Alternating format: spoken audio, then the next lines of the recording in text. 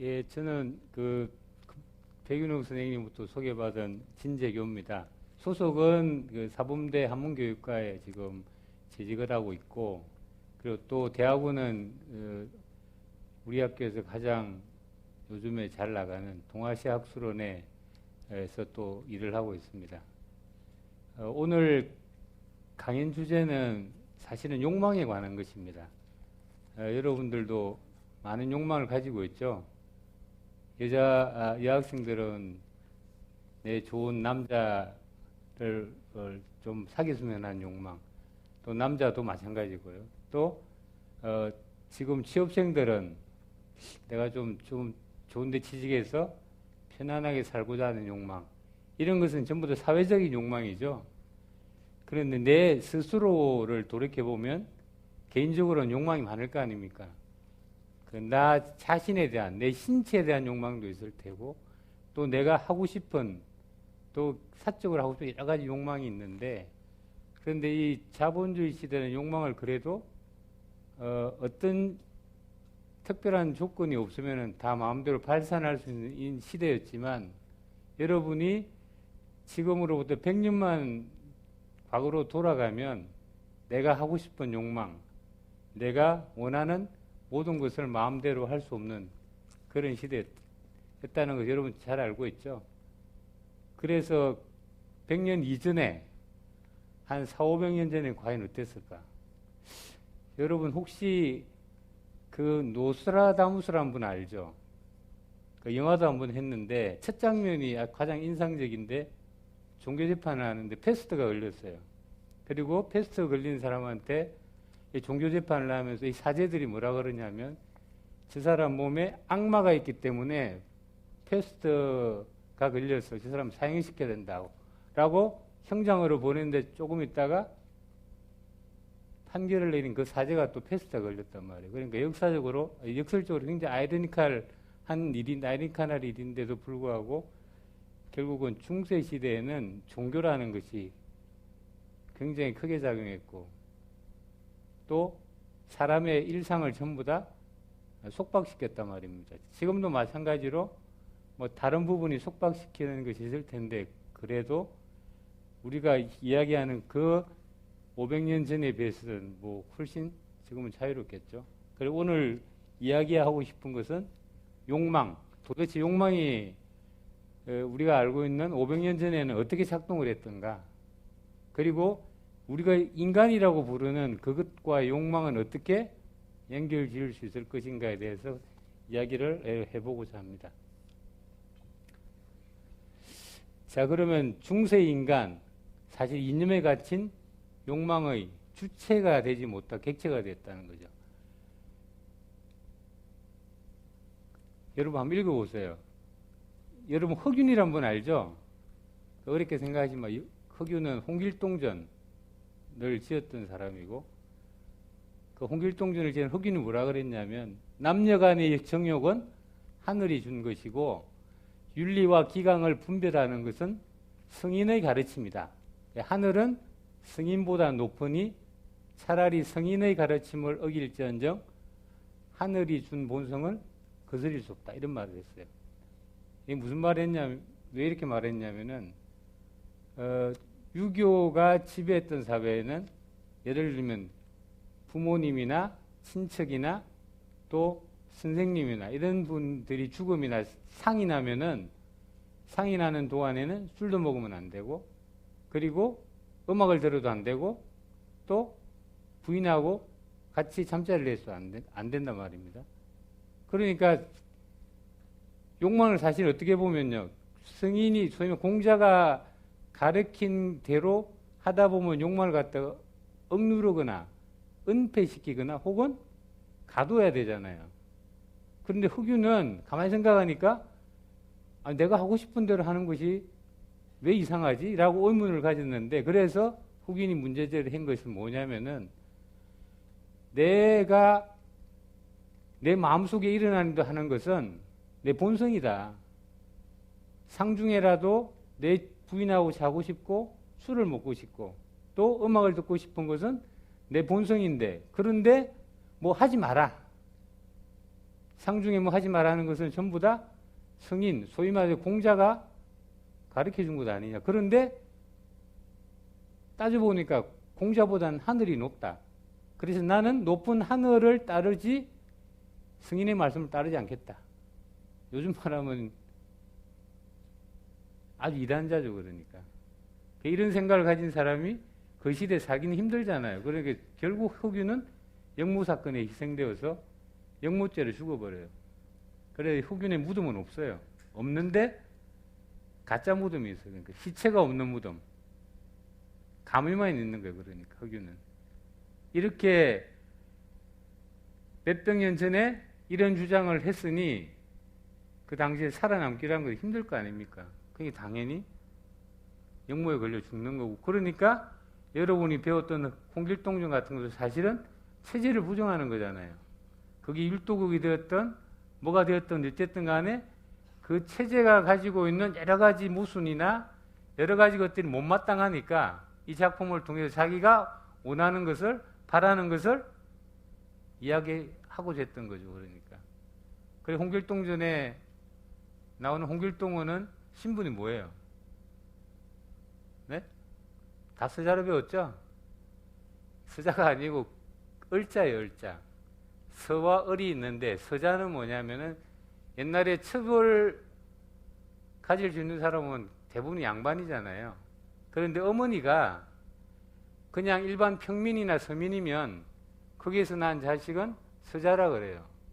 서자의 경우는 호부, 호영을 할 수가 있어요. 아버지를 아버지라 부르고 형을 형이라 부를 수가 있어요. 그렇지만 어머니가 천이란 것은 기생이나 자기 집 종이나 또 백성의 딸이라든지 이런 천에서 낳은 자식들은 을자라 그래요. 을자는 호부, 호영을 못해요. 그러니까 홍판서가 나중에 홍길동이 하도 문제를 일으키니까 불러서 이제 너한테 호부, 호영을 허락하겠나라고 이야기를 했단 말이에요. 그러니까 홍길동은 을자이니까 조선시대 을자라는 결국은 자기 신분은 엄마 따라가잖아요. 그러니까 한 번 기생이면 영원한 기생이고 한 번 종이면 영원한 종이에요. 종목보를 따르니까. 그러니까 이 홍길동전에 나오는 그 신분도 문제가 되지만은 흑윤의 생각에는 그 신분과 소위 말해서 중세 조선조 사회에서 가르치고 사람을 구속하는 그 그 다음에 그 붙어 있는 가르칠 교재, 예로서 뭐 하지 말라는 거지. 이게 더 사람의 욕망이나 사람의 개인 생활뿐만 아니라 생각을 지배를 하고 규제를 하니까 그거 자체가 싫었단 말이에요. 그러니까 그것으로부터 벗어나가지고 선언을 한 것이 바로 이게 나오는 나는 성인의 가르침보다 하늘이 높기 때문에 하늘이 나에게 준 본성을 따르지 성인의 말 따르지 않겠다. 이렇게 결론을 짓고 그 주장을 하니 당연히 그 당시에 더불어 살기는 힘든 이런 사고를 가졌으니까 당연히 이단자라 그러는 거예요.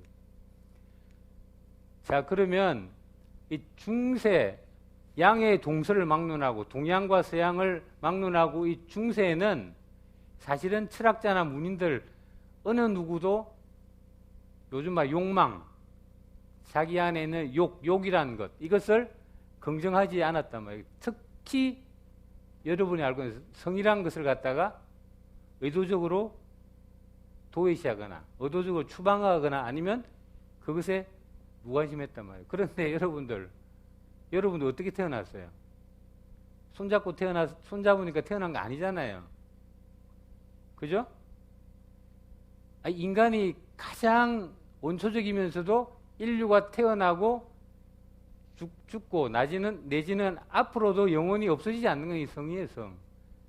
그런데 지금도 마찬가지지만 정근데 어떤 사람도 욕망과 또 욕망의 가장 중요한 이 성이라는 것에 대해서는 무관심하고 침묵하고 그랬단 말이에요. 그게 사실은 반인간적이죠, 사실 어떻게 보면.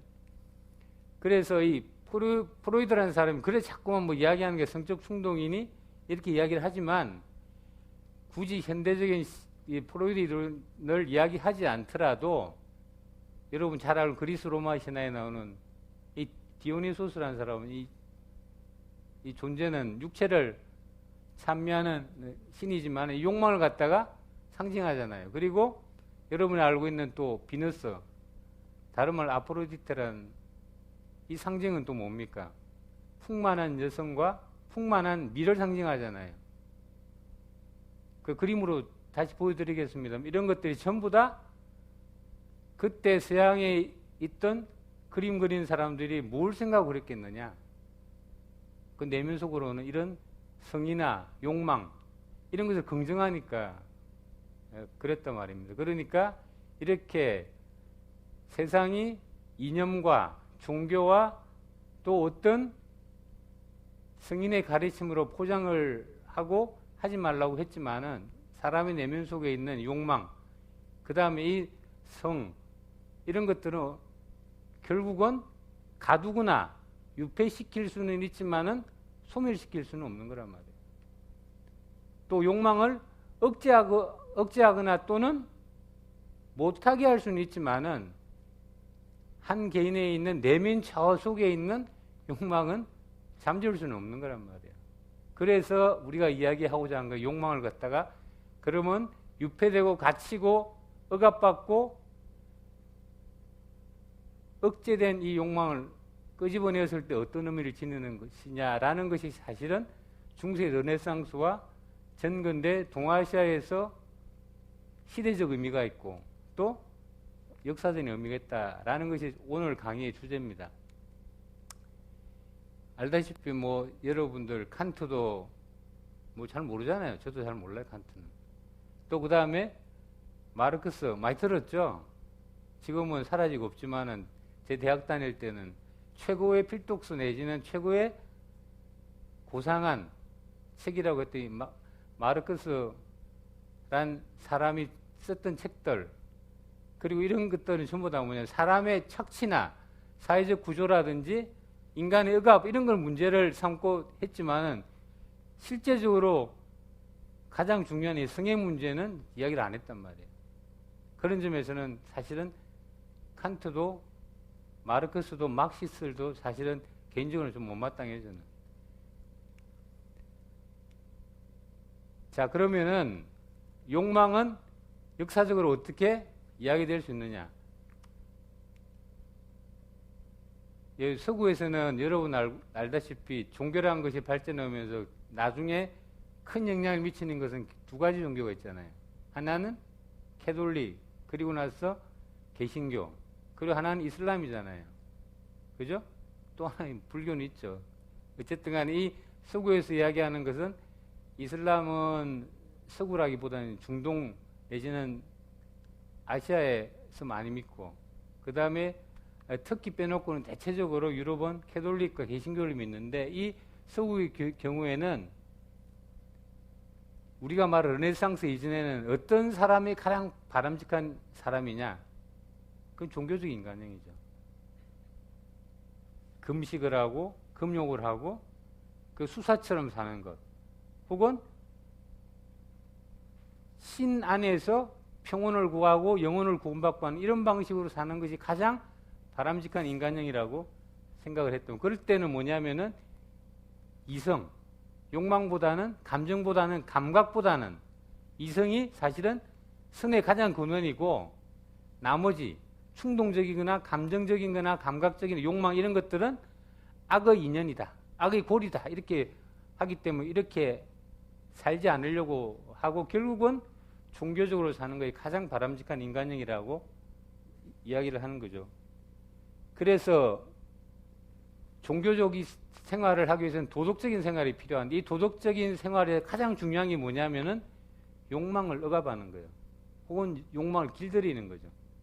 종교라는 이름 아래 금욕도 하고 금식도 하고 그 다음에 그런 것들이 왜 필요하냐? 이거는 종교적 신앙과 종교로 내지는 신으로부터 구원을 받기 위해서는 자기 몸을 깨끗이 하고 금욕을 하는 것이 무엇보다 중요하다고 가르쳤기 때문에 또 그렇게 배웠기 때문에 그렇게 사는 것이 바람직한 인간이라고 생각을 해서 그런 인간형을 추구하면서 살았던 것이 바로 르네상스 이전의 서구 사람들의 생활 방식이. 그 다음에 여러분들 이 19살 안 된 분이 있을지 모르지만 결혼을 하면은 남자 여자가 잠자리를 한단 말이에요. 그런데 르네상스뿐만이 아니고 그 이전의 이후로 제국의 시대가 시작되고 식민지가 되면서부터 가장 중요한 남녀 간의 처이는 뭐예요? 선교사 처이라는 거예요. 선교사 처이는 뭐냐면은 여자가 밑에 있고 남자가 위에서 성행위를 하는 처이가 선교사 처이인데, 그거는 선교사들이 그렇게 만들었어요. 어떻게 만들었느냐? 사람이 남자 여자가 잘 경우에는 쾌락을 추구하거나 그 다음에 욕망을 분출시키기 위해서 잠을 자는 것은 그거는 악이고, 그렇게 해서는 종교적으로 위배되기 때문에 오직 남자 여자가 잘 수 있을 때는 종족 보존을 위해서, 그것도 가장 짧은 시간에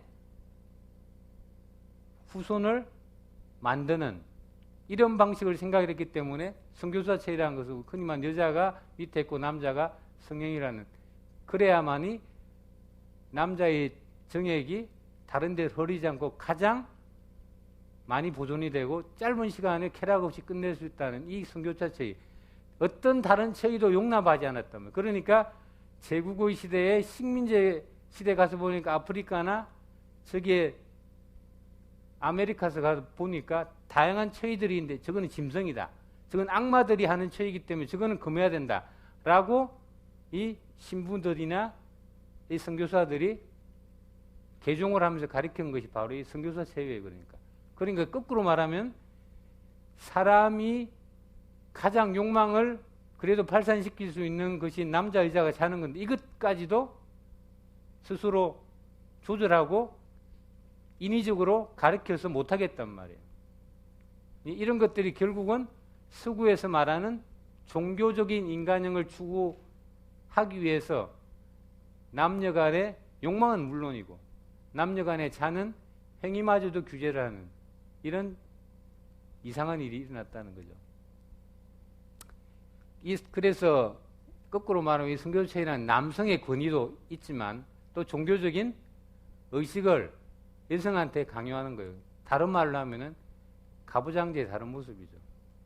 유교만 가부장제가 있는 게 아니고 캐톨릭은 심하잖아요. 신부는 사제가 되지만 수녀는 사제가 안 되잖아요. 굉장히 남녀 평등에 위배되고, 사실은 종교적으로 보면은 또 이 가부장제의 모습이 이 종교에 투영되어 있고, 이런 것들이 결국은 남녀 간의 잠자리에까지 영향을 미치는 것이 바로 대표적인 선교사 체이라는 거예요. 그럼 우리 동아시아는 어떻게 되냐? 중국, 그리고 한국, 일본을 포함해서 이거는 우리가 알고 있는 도덕군자를 지향하는 거예요. 여러분 도덕군자 알죠? 그래서 왜 근엄한 남자 이런 사람을 표현할 때 전부 도덕군자예요. 제가 이렇게 이야기를 하잖아요. 그거는 중세적인 인간형이란 말이에요. 그래서 이 도덕군자가 유교가 본격적으로 이념적으로 실생활에 작동을 하면서부터 사람들한테 강요하고 가르친 것이 바로 이 도덕군자 형, 그런 형의 인간형을 강요하고 그렇게 하라고 시켰단 말이에요. 대표적인 뭡니까? 여성한테 자기 욕망을 숨겨서도 안 되고 자기 감정을 노출시켜서도 안 되고 근엄해야 되고 항상 예의 발라야 되고, 사람이 기계가 아닌 다음에 어떻게 그럴 수 있어요?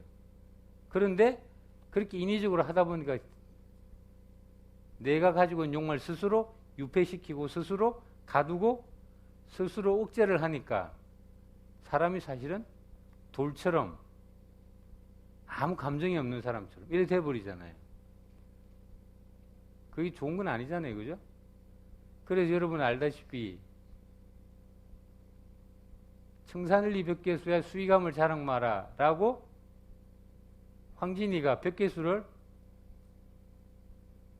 사실은 기롱했잖아요. 놀렸잖아요. 그러면서 벽계수란 도덕군자 인치하는 사람이 그게 허위라는 것을 황진이가 이 시조를 지으면서 그 위선을 갖다가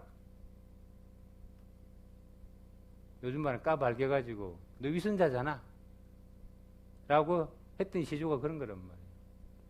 그게 거꾸로 말하면 중세시대 동아시아에서는 그런 인간형을 추구하는 사람이 훌륭한 사람 이렇게 생각이 되었던 거죠. 그래서 이건 대표적으로 뭘 이야기하냐면 좀 유식한 말로 하면 이런 거예요. 존천리 멸인욕이라고 이야기를 하는데 이게 뭐냐면은 천리, 세상을 운용하는 그런 원리, 그건 관념적이죠. 알지도 못하고 알 수도 없고 그럼 누구도 몰라요. 그런 것을 보존하기 위해서는 어떻게 해야 된다고? 인욕, 사람의 욕망을 없애야 된다 라는 명제를 가지고 사실은 이런 유교적 명분의 외피를 뒤집어 씌워가지고 사람들은 이렇게 수양을 해야 돼 이렇게 가르쳤단 말이에요. 그래서 사대부들은 혹은 사대부들 밑에 있는 사람들은 아무 생각 없이 자기 의지와 관계없이 이 수양론과 자기 몸을 닦는 이런 방법을 받아들이고 그게 옳은 것이냐 착각을 하며 살았던 거죠. 그래서 유명한 혼자 있을 때 상가라, 혼자 있을 때로 왜 상가라 라고 성현들이 이야기를 했냐면 혼자 있을 때는 욕망이 자꾸 일어나니까. 그래서 옛날 사람들은 주로 혼자 있을 때를 삼가라는 신독, 삼갈신자 홀로 독자, 홀로 있을 때를 삼가라 라는 이런 것도 결국은 내 사적인 개인적인 욕망을 억제하기 위한 자기 수양의 명제인데 사실 이것은 욕망을 가두고 억제하는 굉장히 인위적인 방법이죠. 그러니까 그래서 모든 욕망을 억제하거나 이런 것들은 결국은 서양에서는 종교라는 이름으로, 동아시아에서는 유교, 예교라는 이름으로 사람이 가지고 있는 욕망을 억제하면서 이런 인간형을 추구를 했단 말이에요. 그러니까 당연히 욕망이 가장 중요한 성, 그 다음에 정욕, 이런 것은 제일 먼저 금기의 대상이 되는 거죠. 그러니까 제일 먼저 사람들이 삼가야 되는 것이 제1조가 남녀의 문제인 거예요. 그러니까 맨 처음에 남녀 70만 돼도 같은 자리에 앉으면 안 된다는 말이 나오게 되는 것이 이 욕망을 억제하는 게 가장 먼저가 뭐냐면은 남녀의 문제인 거예요. 그러니까 그 우리나라도 마찬가지예요. 선교사 체위가 있다면 우리나라에는 혼인을 하고 나서 시부모나 시어른이 이 새로 신혼을 했던 부부를 간섭을 하잖아요. 너는 방에 들어가면 안 돼. 오늘은 네 서방이 공부를 해야 돼. 어쩌고 저쩌고 그러면서 어떻게 해요? 부모가 밑에 있는 자기 자식의 잠자리나 욕망까지도 간섭을 하고 또 심지어는 어느 날 합방을 해야지 된다는 것까지 지정할 정도로 결국은 욕망이란 것은 억제받고 간섭받고 갇히게 되는 거죠. 그래서 이 정욕을 포함한 모든 욕망이 서양에서는 종교, 동아시아에서는 유교라는 이념의 금기와 이 금욕, 뭐 하지 말라는 것, 금하는 것, 이 금욕의 이런 무게 아래 거기서 파생되는 문학과 예술의 상상력이 어떻게 되겠어요? 굳어버리는 거죠. 우리 영화가 명량이 1800만까지 가고 이렇게 많은 관객을 동원했던 것은 그거는 뭐냐? 소재가 풀렸기 때문에 그래요. 이념으로, 제도로서 혹은 이 제도를 통해서 소재를 넣어가지 않았기 때문에 예전에는 영화의 소재가 갇혔기 때문에 한국 영화가 재미없죠. 그러니까 욕망을 가두면은 결국은 예술과 문학은 상상력으로 먹고 사는데 상상력이 굳어진다는 거예요. 뭐든지 말랑말랑해야 되는 거잖아요. 굳으면 어떻게 돼요? 아무것도 못하는 거죠. 그게 그러니까 결국은 이 욕망이란 것은 체질과도 문제가 있지만 이념과도 문제가 있지만 예술과 문학은 바로 직결되는 상황이란 말이에요. 그런데 욕망이 억눌리면 어떻게 되겠어요? 하나는 어떻게 되냐? 경직되어서 아무것도 못하는 거잖아요. 또 하나는 어떻게 되겠어요? 숨어드는 거예요. 어디로? 양지에서 음지로 숨어드는 방법도 있고, 그 다음에 다른 방식으로 은폐된 공간으로 자꾸 스며들면서 팽창을 하게 되잖아요. 왜? 사람은 하고 싶은 거는 종교나 이념으로 아무리 억눌러도 제가 이야기했던 소멸되는 게 아니기 때문에, 사라지는 건 아니기 때문에. 안 사라지면 어떻게 했어요? 존재하면은 그게 뭉치고 축적이 되면 어떻게 된다고요? 폭발하잖아요. 폭발하기 직전에는 다른 방식으로 계속 팽창되는 거라면 이 두 가지 방향으로 나아가게 될 수밖에 없는 거죠. 그러니까. 그래서 우리가 종교적인 인간 내지는 도덕군자라는 그는 이념지향성을 상징하는 말은 정숙함. 왜 너는 여자애가 그리 정숙하지 못해? 또 어떤 자고로 여자는 순결해야 돼. 또 뭐라 그래요? 사람이 좀 엄숙한 맛도 있고 근엄해야지. 그게 촐랑이 방정처럼 그래. 이런 말들 하잖아요. 그죠? 이런 말 사실 가장 경직된 말이에요. 그러니까. 이 경직성이 있고 이런 것들은 결국은 이런 것들 자꾸 이야기를 하다 보면은 이 금기로부터 억압을 받기 때문에 이것을 폭로하거나 말하고자 할 때는 어떻게 우회적으로 직접 하지 못하고 우회를 통해서 상상력을 동원하거나 아니면은 내부로 들어가서 다른 방식으로 표출할 수밖에 없단 말이에요. 자, 이게 여러분 알다시피 이게 비너스, 이게 15세기에 이 지금 이거 옷 안 입었죠? 옷 안 입었잖아요. 이게 젖가슴도 있고 이제 음부는 가렸어요. 근데 이 르네상스 시대에 사실 이렇게 그리는 것 자체가 이 본래 아포로디테 비너스라는 조갑에서 나왔는데 그리스 로마 시대에 나오잖아요. 이 사람이 이렇게 누가 그랬다 그래요? 보티첼리가 그랬는데 이 그림이 벌거벗고 이렇게 그것뿐만 아니고 젖가슴도 내놓고 했던 거는 왜 가능했겠어요? 아직도 캐톨릭이라는 게 살아 숨쉬고 있었고 시퍼렇게 살아있었는데 산권력이거든요. 종교라는 게. 그런데 어떻게 가능했겠냐?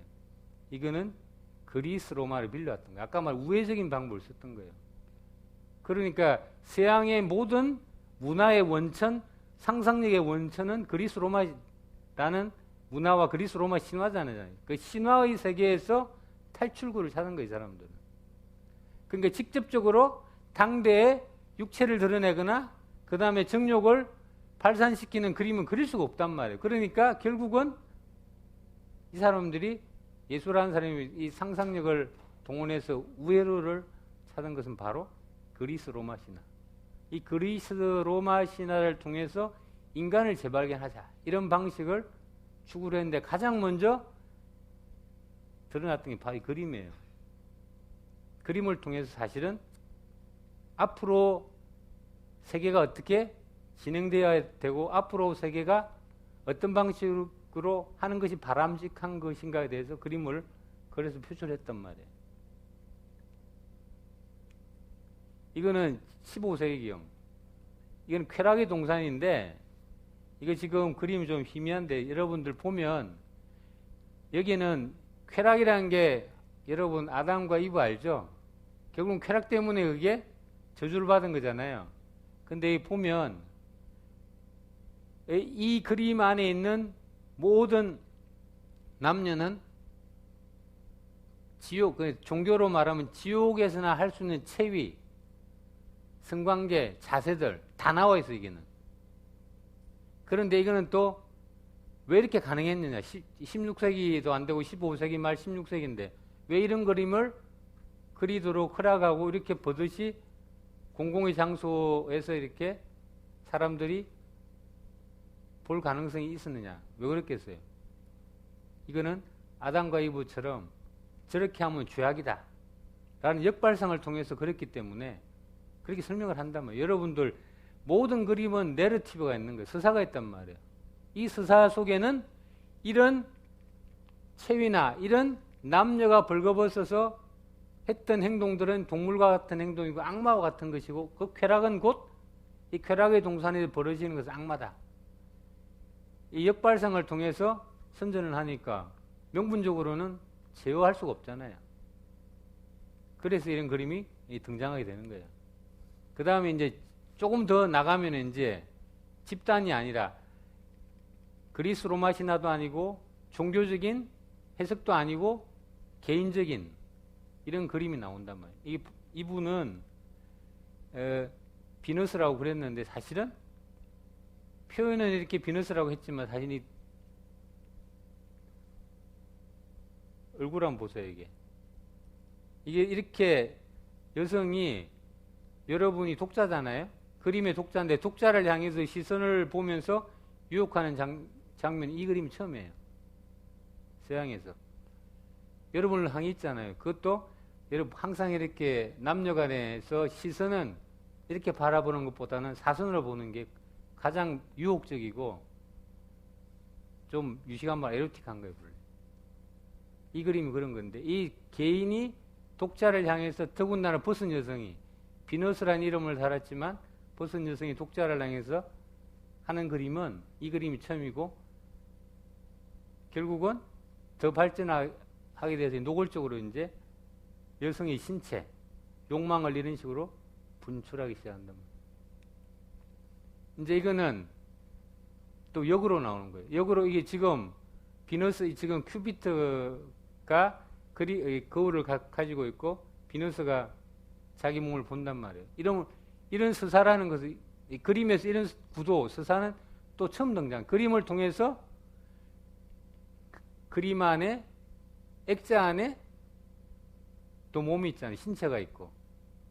그러니까 몸을 가지고 다양한 서사 방식 내지는 구도를 통해 욕망을 분출하는 방식은 이런 식으로 처음에 비너스의 탄생부터 지금 이 비너스의 작품에까지 다양한 방식으로 표출하기 시작한다면 그러니까 상상력이 발전하는 거죠. 욕망을 어떻게 다룰 것이냐. 그런데 이 성적 내지는 신체, 몸에 대해서 욕망을 어떻게 보여줄 것이냐에 대해서 진일보한 거죠.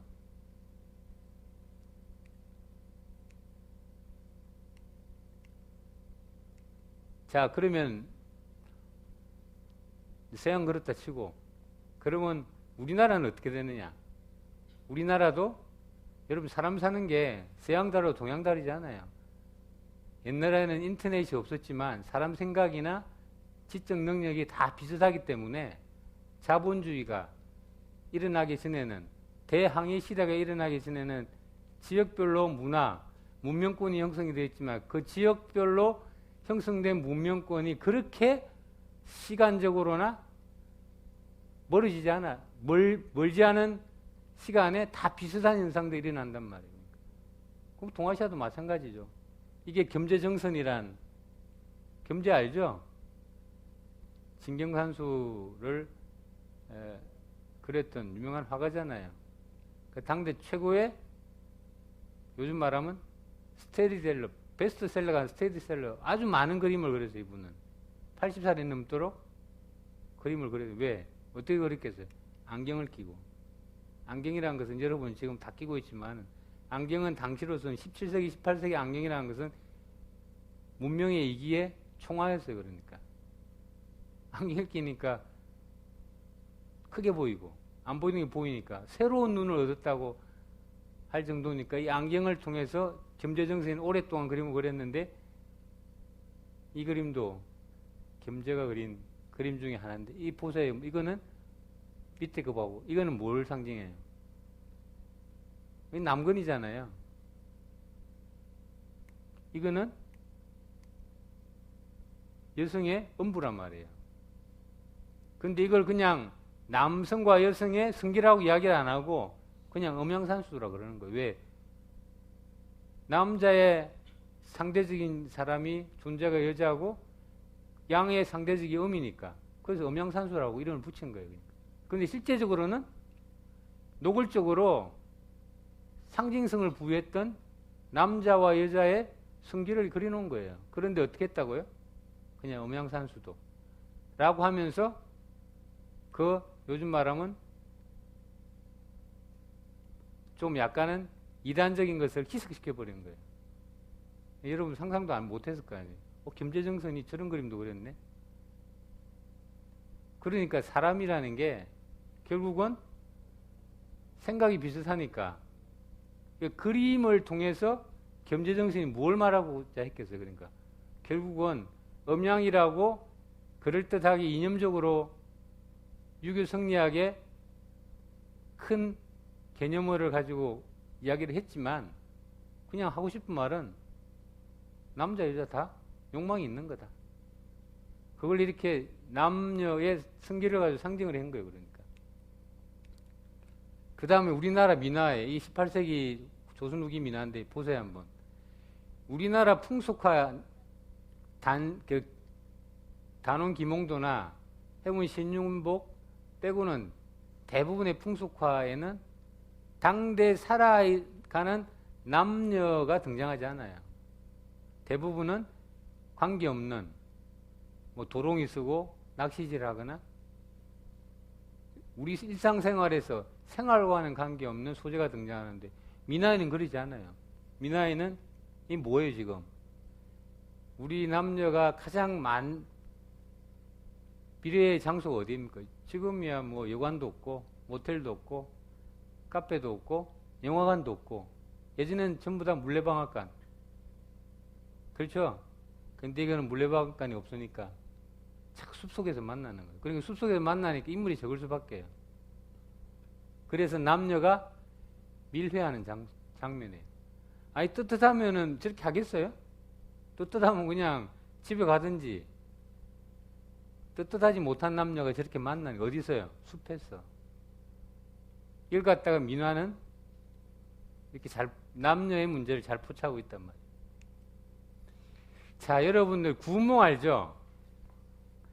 팔선녀, 성진과 팔선녀와 양소요와 여섯 남자들. 뭐 걸그룹도 아니고 말이에요. 그런데 우리는 구몽을 갖다가 교과서에는 다 안 나오지만 이름은 들어봤잖아요. 성진도 들어봤고 팔선녀도 들어봤고 양소요도 들어봤죠? 그 교과서 배우잖아요. 이름은. 그런데 이 꿈이라는 걸 빌었잖아요. 구몽. 그죠? 꿈을 빌어서 하고 싶은 말을 한 거예요. 그런데 말이 돼요. 그러니까 한 남자와 팔선녀가 한 여자와 여섯 남자가 그 자체가 말이 안 되는 소리잖아요. 그런데도 고전작품에 배운단 말이에요. 왜? 꿈이라는 이름을 빌렸기 때문에. 그건 현실적이 아니다. 꿈을 빌어가지고 욕망을 말하는 거예요. 그 욕망도 어떻게 보면은 건전한 욕망이라고 보기엔 좀 이상하잖아요. 1대다. 세상에 제일 좋은 건 1대1이잖아요. 함수도 1대1 함수가 제일 좋은 거예요, 사실은. 1대다? 별로 안 좋아요, 그건. 근데 1대다의 이야기를 드러내고 있다는 꿈을 빌었어. 어떻게 보면은 구몽을 이렇게 욕망으로 읽으면은 구몽이 말하고자 하는 것은 이것도 욕망을 갖다 긍정하는 거란 말이에요. 사람의 욕망은 뭐 같이 할 수도 있는 거고, 살 수도 있는 거고, 놀 수도 있는 거고, 이렇게 이야기할 수 있는 근거가 생기는 거죠. 자, 다시 르네상스로 들어왔어. 그러면 르네상스는 뭐냐? 아까 말했잖아요. 욕망으로부터 닫힌 욕망, 억제된 종교로부터 갇힌 욕망을 끄집어내는 거니까 결국은 그게 인간의 해방이잖아요. 그리고 또 하나는 종교로부터 인간이 완전히 종속이 되어 있는데 종교의 종속으로부터 인간을 재발견해서 인간을 끄집어내는 거예요. 예수님만 부활한 게 아니고 인간도 부활시키자는 거예요. 그리고 서양 사람들은 이 르네상스, 인간의 재발견이라는 것은 결국은 서양 근대 문화 내지는 생활 혹은 사고의 합리성 이런 것의 선구로 인식을 이야기하는 한단 말이에요. 물론 그렇게 이야기하는 사람도 있지만 대체적으로 이렇게 이야기를 하게 되는 것은 그만큼 결국은 종교로부터 갇힌 욕망을 끄집어내고, 욕망이란 결국은 인간과 연결이 되고, 결국은 그 인간은 뭡니까? 종교로부터 갇힌 인간을 재발견하는 거니까. 그건 결국은 욕망을 다시 읽는 거예요. 그래서 아까 말한 대로 그 상징성이라는 게 뭡니까? 우리가 그림에서 확인할 수 있고, 또 육체를 그대로 그리는 것이나 여성의 음부나 여성의 여성성을 상징하는 것을 그리는 것은 금기시하는 것인데 우회로를 활용했다 그랬잖아요. 그게 바로 그리스 로마. 이러면서 인간성을 해방시키는 욕망을 긍정하는 그림을 그렸다는 거예요. 그게 바로 아까 말한 감정, 육체 이런 것이 결국은 인간의 재발견하고 바로 연결이 된다는 겁니다. 그러면 흑윤이 아까 말했잖아요. 흑윤이 인간의 본성을 지키는 것이 하늘이 나한테 부여해 준 것이기 때문에 나는 성인의 말씀보다 하늘이 높기 때문에 내 본성을 지키는 길로 가겠다. 나의 길을 가겠다 그랬단 말이에요. 그런데 예교의 부정과 성리학적 가치, 질서 이런 것과의 거리두기라는 것은 결국은 거꾸로 말하면 가장 단선적으로 말하면 인간의 욕망을 긍정하는 데서 시작하고 그것에 바로 역사적 의미가 있다는 거예요. 그래서 흑윤의 선언이 결국은 어떻게 보면 왜 흑윤인가? 되묻게 되는 이유가 흑윤이 결국은 홍길동전을 지어서 유명한 것도 있지만 결국은 인간의 사유에서 결국은 인간을 끄집어내서 욕망을 끄집어내서 긍정하는 것이 어떤 면에서는 흑윤이 주장했던 가장 큰 것일 수도 있다는 거예요. 그래서 이 성리학적 담론이 금기시하는 예교로부터 욕망을 끄집어내거나 발산하거나 긍정하는 것은 결국은 뭡니까? 성리학이나 전근대 사회가 떠받들고 있던 이념에 대한 도전이자 어떻게 보면 당시 그 역사 현실의 가치 질서에 대한 반란의 성격이 있는 거예요. 근데 그 반란의 성격이 앞으로의 역사에서 부정적이 아니고 긍정적인 모멘트가 되기 때문에 그게 의미가 있다는 거예요. 그 여러분들 다 욕망을 가지고 있으니까 머리도 자르고 옷도 이렇게 이쁜 거 입으려고 그러고 안경도 디자인 골라가지고 하는 거잖아요. 그죠? 그러니까 흑윤은 몇백 년 앞서 산 사람이죠. 만약에 흑윤이 지금 살았다면 또 몇백 년 앞을 내다볼 설런지는 모르지만 어쨌든 간에 여러분이 지금 하는 행동을 이미 몇백 년 전에 흑윤은 주장을 했다 이 말이에요. 그래서 우리는 동아시아에서는 유교로부터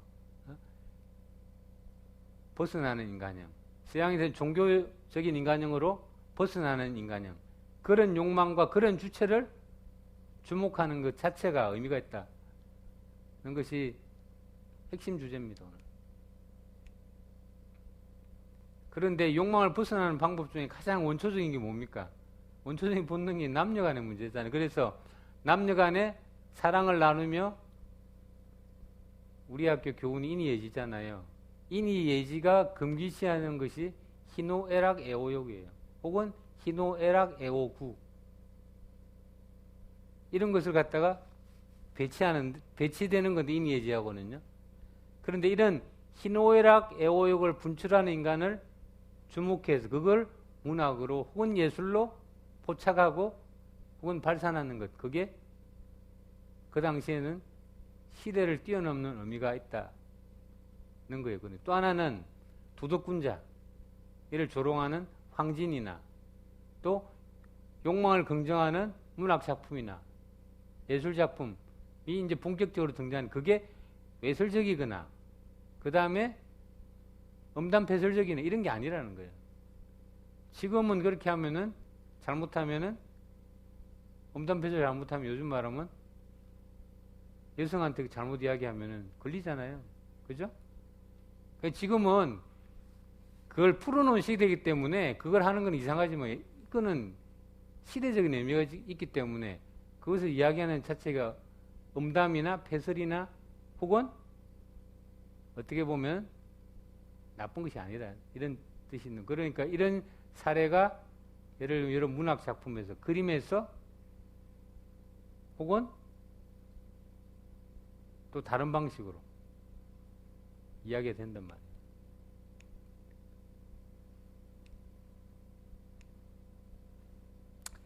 우리나라 민요 중에 이런 작품이 있어요. 모시야 적삼 안섭 안에. 모시 적삼 있잖아요. 그 안섭 안에 연적 같은 젖꼭지를 보라는 거예요. 그리고 담배 심한치만 많이도 보고 하지 말고 흙끄들그 보라는 거예요. 많이 보면 왜 병이 나겠어요? 욕망이 자꾸 일어나니까. 그러니까 요즘만 병나니까 조금만 보고 가라고 이렇게 민요를 이야기를 한다면 솔직하잖아요, 사실은. 이걸 보고 누가 아이고 뭐 저기 음담패설이냐 이렇게 생각 안 할 거 아니에요. 실제 이걸 보고 생각이 나요? 요즘은 포르노가 더 많고 컴퓨터에 뜯어오는 게 전부 그런 건데 그러지 않단 말이에요. 그 다음에 또 하나의 작품을 보면 사슬시조 같은 게 보면요, 재밌는 거는 저고리 속에 깊적삼 안섭에 되어가지고 내 몸이 닿아가지고 손이 닿아가지고 쫀득쫀득 이렇게 좀 만지고 싶단 말이에요. 이따건 땀나 분일제 부비고 싶다 이런 내용을 갖다 또 사설시조 이렇게 이야기를 하는 거예요. 그러니까 조선조 후기에 오면 많은 사람들이 욕망을 이야기하고 그 다음에 욕망을 갖다가 분출하려고 하는 거예요. 그러니까 이런 것들이 자연스럽게 문학 작품으로 이렇게 등장을 하게 된단 말이에요.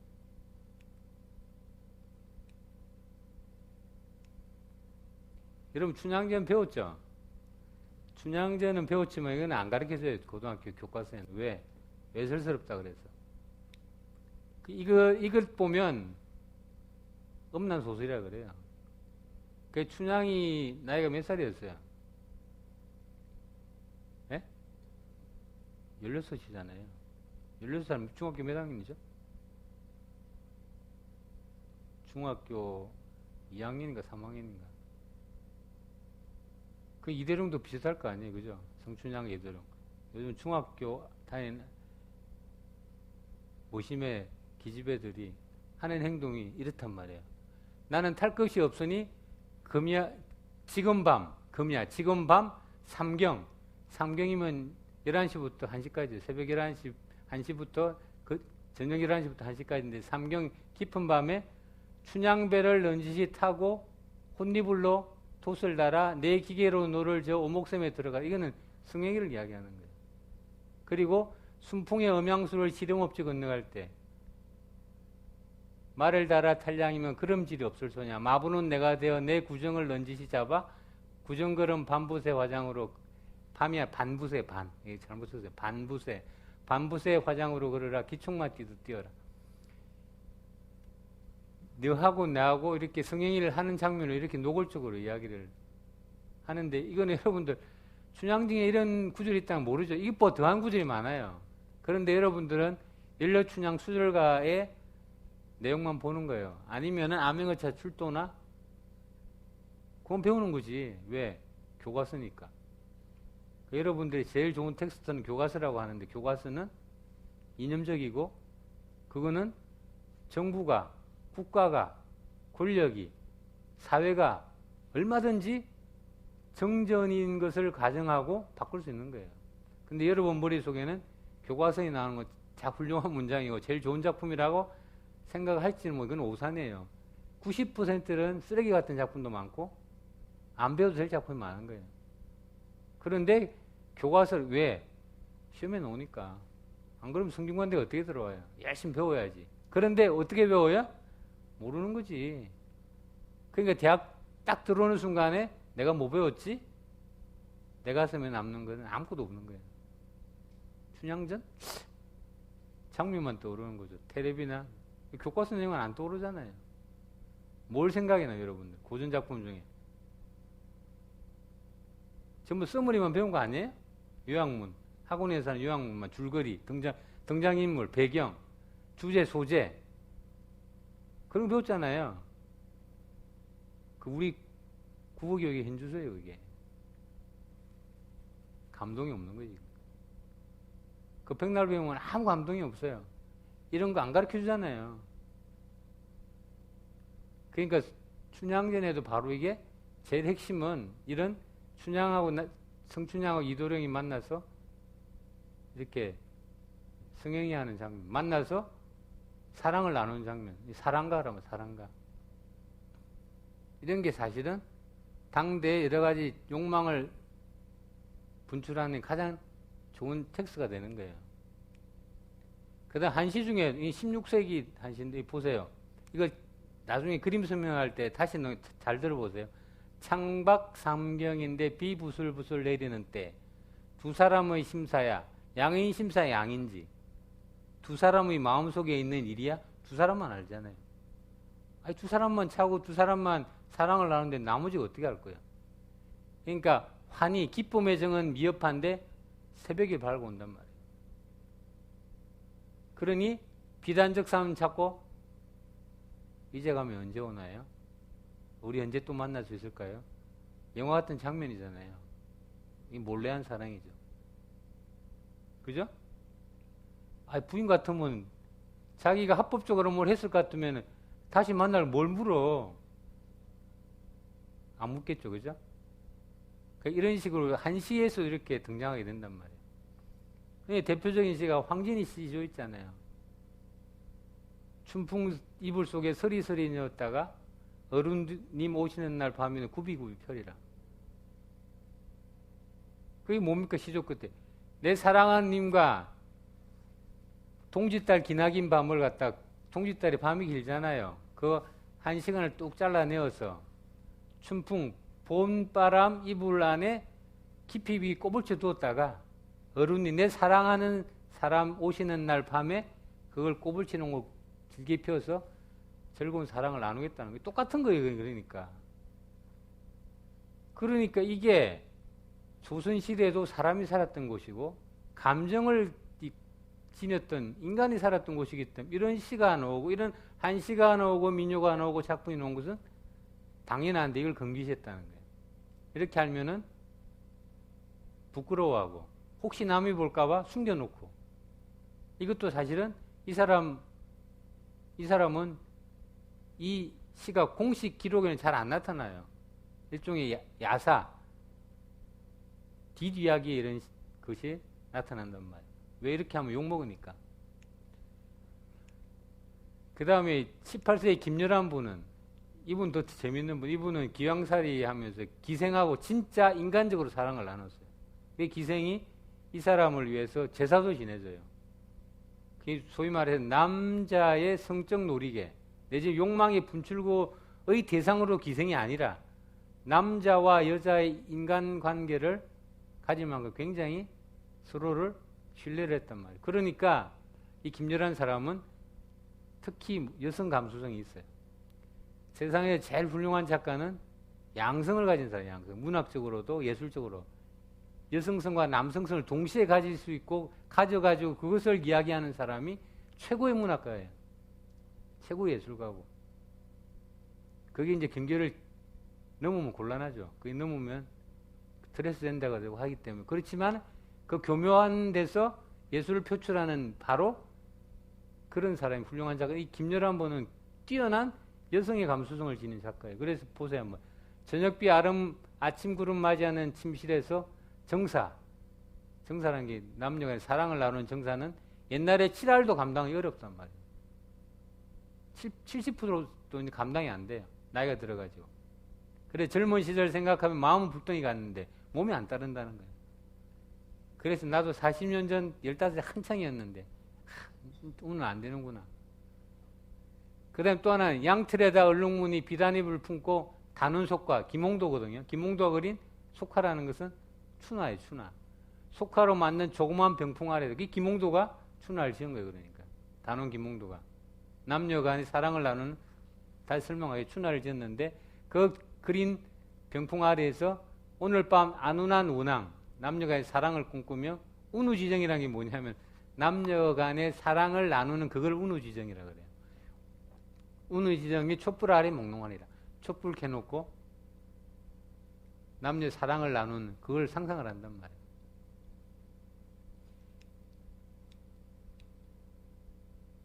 자, 그러면 이제는 욕망을 그림은 나중에 다시 보여주기로 하고요. 욕망은 인간의 이념의 탈주인데, 그러면 욕망하는 주체의 등장과 이 긍정이라는 게 뭡니까? 이거는 결국은 중세의 종교, 중세의 예교와 남성의 권위, 가부장적 남성 권위로 칠고부터 사실은 판도라의 상자를 열어젖히는 바로 그런 시대적 의미를 지니는 게 욕망을 이야기하고 욕망을 통해서 뭘 이야기하고자 하는 의미란 말이에요. 그건 다시 말하면 당대 이념적으로 하지 말라. 금기시했던 것을 풍자, 비판하거나 혹은 이것을 파기한다라고 선언하는 선언적 의미가 있는 거고, 또 하나는 이념과 종교에 억눌린 다양한 욕망의 재발견은 결국은 전근대로부터 벗어나고자 하는, 탈주하고자 하는 그런 의미이자 사실은 새로운 세계, 그렇지 않은 새로운 세계를 향한 몸짓이란 말이에요. 그래서 우리는 욕망을 어떻게 해야 할 것이냐.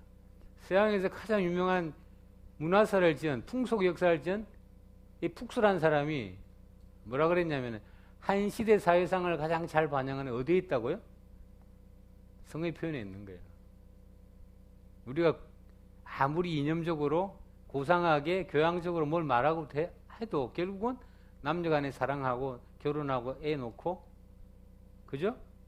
하는 것은 뭐 인류가 망할 때까지 있는 거죠. 그런데 그거는 공기와 물처럼 당연한 건데도 늘 잊어버리고 사는 거죠. 그리고 숨기려고 그러고. 그게 건강한 성, 밝은 성은 이야기해도 되는 거예요. 그러니까. 그래서 이 푹스란 사람이 풍속 역사에서 이렇게 이야기를 한 거예요. 그래서 푹스란 사람, 욕망의 가장 제일 중요한 아젠다가 되는 이 성, 정상적인 성각이 어느 시대, 어느 사회나 인간의 삶 속에 있었고, 또 개개인들이 비밀스러운 영역이란 말이에요. 그렇지만은 성이 어떤 유희성, 즐거움이나 이런 유희성을 노출하여 개인의 비밀과 대조하는, 나의 성적 욕망하고 다른 뭐하고 비교하는 것은 뭡니까?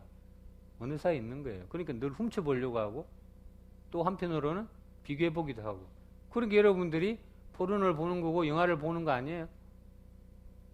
그렇게 그런 데서 느낌도 받고, 그건 역사가 있는. 그러니까 여러분들 동물들하고도 보고 하는 거 보고도 이상하게 생각하든 말든 어쨌든 간에 그것을 보려고도 하고, 뭘 비교하는 건 당연한 거다 이 말이에요. 그러니까 그래서 한 사회의 변화의 기준은 다른 것으로도 볼 수 있지만 바로 성의 관습으로부터 어떤 식으로 벗어나냐, 일탈하느냐 라는 경향에서도 감지할 수가 있는데, 이 푹스라는 사람이 그래서 신흥 부르주아지 알죠?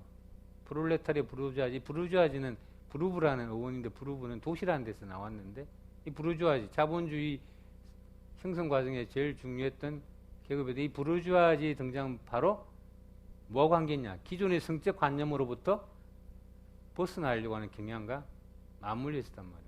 그러니까 이 성의 역사를 갖다가 이런 역사의 시대와 맞물려서 이 폭순 해석을 하고 있는 거예요. 그러니까 우리도 마찬가지예요. 이거는 결국은 추나와 같은, 동아시아에서 조선에서도 추나와 같은 에로틱 회화는 바로 문명의 침체와 문화의 쇠퇴 과정에서 등장하는 것이 아니고, 문화가 꽃피우려고 하는, 뭐 바뀌려고 하는 이런 전성기에 등장하는 것이 자본주의 이전의 시대는 그랬다는 거예요.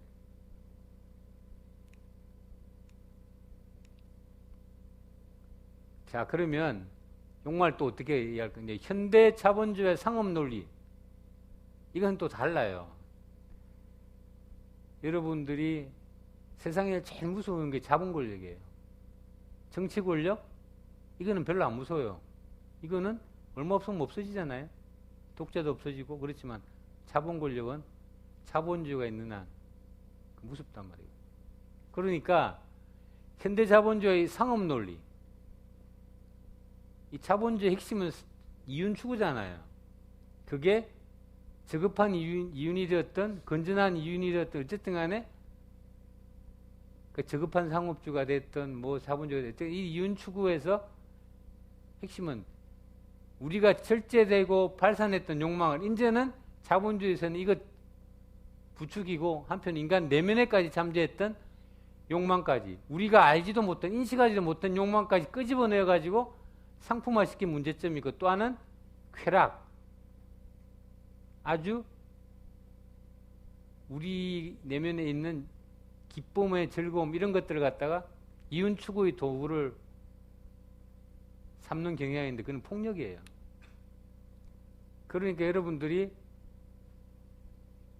남녀 문제에서 폭력을 사람으로 중고 때리는 게 폭력이 아니고 성적 폭력, 말의 폭력 모든 폭력성은 어디에 놓냐면 욕망을 갖다가 너무 끄집어내어 가지고 사실은 어떤 면에서는 잠재워야 되고 어떤 면에서는 끄집어내지 않아야 될 욕망까지 끄집어내어서 상품으로 바꿔가지고 이윤 추구하는 이런 자본의 권력이 결국은 인간의 욕망과 결부됨으로 폭력성으로 변질돼버립니다. 그러니까 현대 자본주의는 전근대에서 욕망을 분출하고 해방하고 이런 것 또 다른 문제가 발생해 버렸단 말이에요. 그래 욕망의 폭력성이라는 결국은 핵심 뭐냐? 자본 권력과 결국은 상업주의 내지는 이윤 추구와 결부가 됨으로써 억제된 욕망, 억제되어야 될 욕망까지 끄집어내어서 깊숙한 데까지 있는 것을 끄집어내어서 확산시켜 놓으니까 결국은 폭력성으로 변질해 버렸단 말이에요. 이거는 결국은 사람들한테 오로지 쾌락주의, 사람이 살아가는데 쾌락보다도 생산적이고 또 여러 가지 의미 있는 일이 있는데 그런 데서 벗어나 쾌락주의를 지향하도록 만든다. 그게 마약을 하거나 이상한 강도가 지나친 쾌락을 추구하는 이런 행동들이나 이런 것들이 전부 다 이 상업성과 결부되어 있단 말이에요. 그래서 우리가 욕망의 폭력성을 대표적으로 은표하는 말해주는 명제가 뭐냐면 감정에 충실하라. 일명 타당하지만 그 이면에는 일면 타당하지 않는 것이 있다는 거예요. 이것은 상업적으로 이용되면 이 상업 추구를 이윤 추구를 했던 사람들의 내 생각에는 이 명제를 상업적으로 이용하는 거예요. 그러니까 일면 맞아요. 이 감정에 충실하라. 일면 맞지만은 이게 자본 권력과 자본과 결부가 되는 순간 폭력적으로 변질한다는. 그래서 우리가 이런 욕망에 대해서 무의식적으로 수용하거나 욕망의 폭력성을 묵인하거나 용인해서는 안 되는 사람들이 그러려면 항상 살아있고 깨어있는 비판정신이 있어야 되는데 그렇지 못하니까 늘 수용하게 된단 말이에요. 얼굴을 고친다? 그 다음에 남한테 내가 아니고 타자를 위해서 나를 갖다가 뭘 하려고 하는 행위. 그건 길들여진 거 그럼. 아니면은 무비판적 그대로 수용한 거란 말이에요. 나의 주체는 난데 타자에 의해서 다른 외부에서 내가 규정되는 이런 상황에 대해서 무감각해지고 무비판적으로 되는 이런 것에 대해서 결국은 뭡니까? 이 욕망과 이윤이 결부된 것에 내가 그대로 묵인하고 수용하는 거기 확대되면은 폭력이 된단 말이에요. 그게 당연시 받아들이는 이것에 대해서는 곤란하다는 거예요. 그래서 대안이라기보다는 중세에서 우리가 욕망을 억제하고 천리를 관념적으로 이야기했지만 중세에서 이야기했던 또 절제가 지닌 미덕이라는 게 있단 말이에요. 더불어 살기 위해서 내지는 혹은 타자와의 관계에서 뭐 할 수 있는 절제가 있나 이런 것들은 가능하면은 여러분들 뭐든지 맨 땅에서 해당하는 부분은 없어요. 우리가 태제 안티태제가 있으면 그것을 부정하기 위해서는 모든 걸 전면 부정하는 건 아니거란 말이에요. 긍정적에서 법고 창신하거나 받아들이거나 옹고이 지신해서 하는데 옹고이 지신하는 그 대상에 일부 긍정적인 면이 있단 말이에요. 그런데 그런 긍정적인 것 중에 하나는 이 절제의 미덕이라는 게 중세에 있었어요. 그러니까 어떤 경우에는 욕망을 은폐하고 가두고 억제하는 이런 기능도 있었지만 결국은 사람 관계나 그 다음에 나와 타자와의 나의 집단 간의 관계에서 억제하는 이런 좋은 점도 있으니 그것마저 다 부정해서는 안 된다. 그래서 지금 우리가 욕망을 너무 발산하고 욕망 때문에 일어나는 이 폭력성의 문제 이런 것들은 결국은 중세에서 행해졌던 욕망의 절제의 일정 부분은 받아들여서 할 필요가 있는데 그거는 결국은 뭡니까? 절제가 지닌 미덕이 여러 가지가 있어요.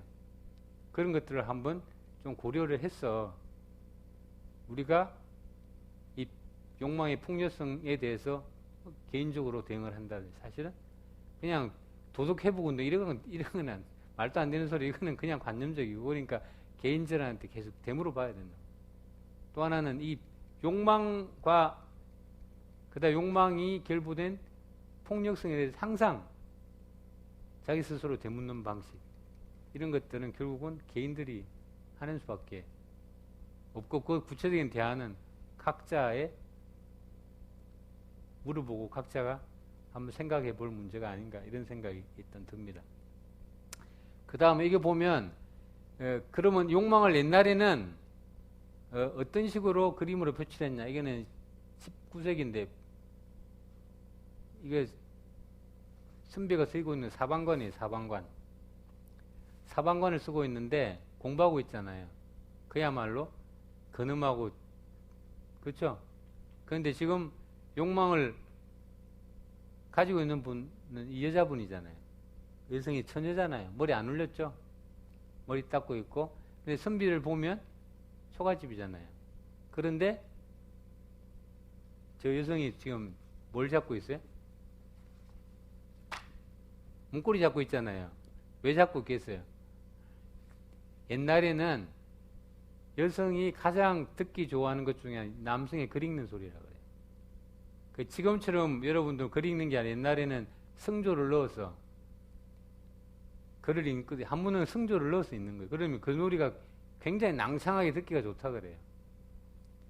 그래서 그 소리에 반해가지고 소리에 반한다는 것은 결국은 옛날에 다 반하는 거예요. 그 사람한테. 그 감각의 촉이라는 게 물어보면 저 사람 왜 좋아 그러면 말은 못해요. 그런데 그 촉이 다 좋은 거예요 그냥. 그래서 이 처녀도 글 읽는 스승에게 반해서 하는데 혹시 알까봐. 근데 문고리 안 잡고 있으면은 물이 덜렁덜렁거리면은 돌아볼 거 아니에요. 그런 걸 표현한 거예요. 돌아오지 마. 나는 그냥 내 마음속에 옆에서 듣고 싶은 거예요. 그러니까. 자, 그 다음에 이거는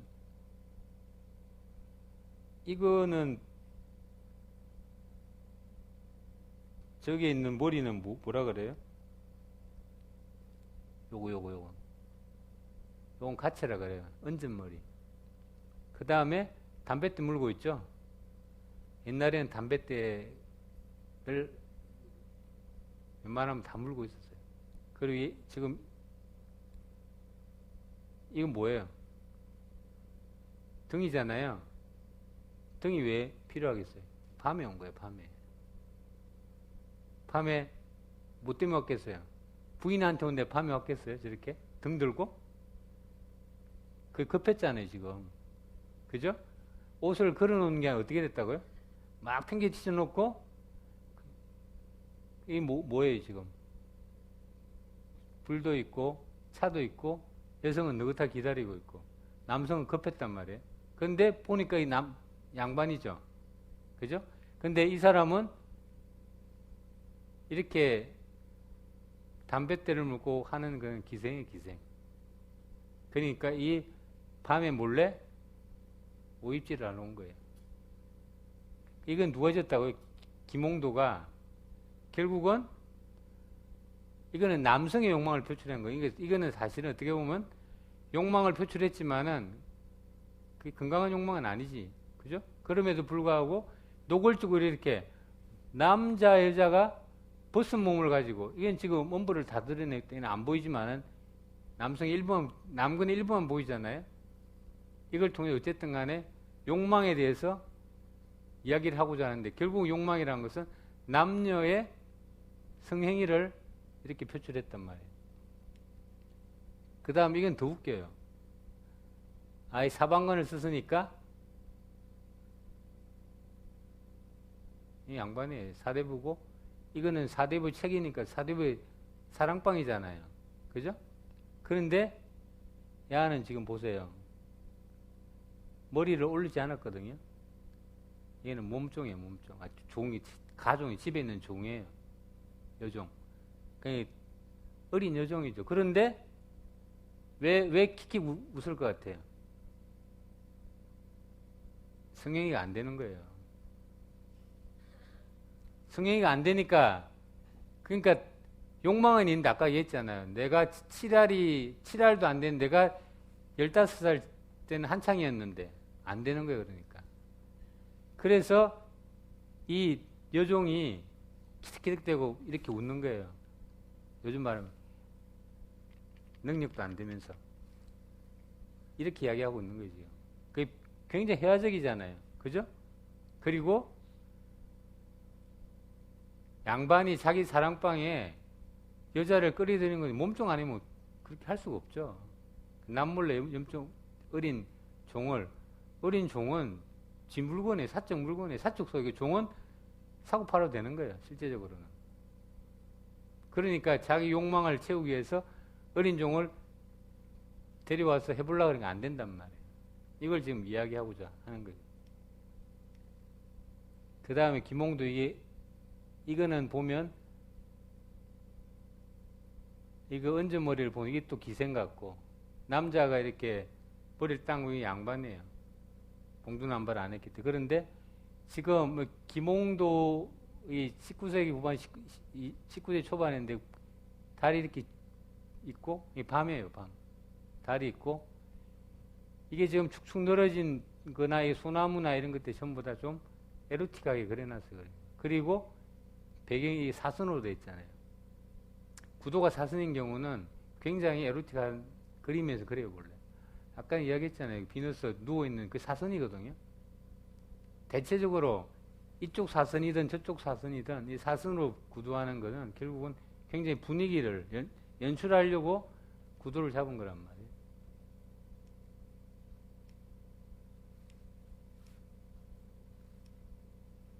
그 다음 이것도 재밌는 그림인데, 이거는 지금 진달래가 막 펴 있잖아요. 근데 이렇게 보세요. 이게 뭐 같아요? 상징이.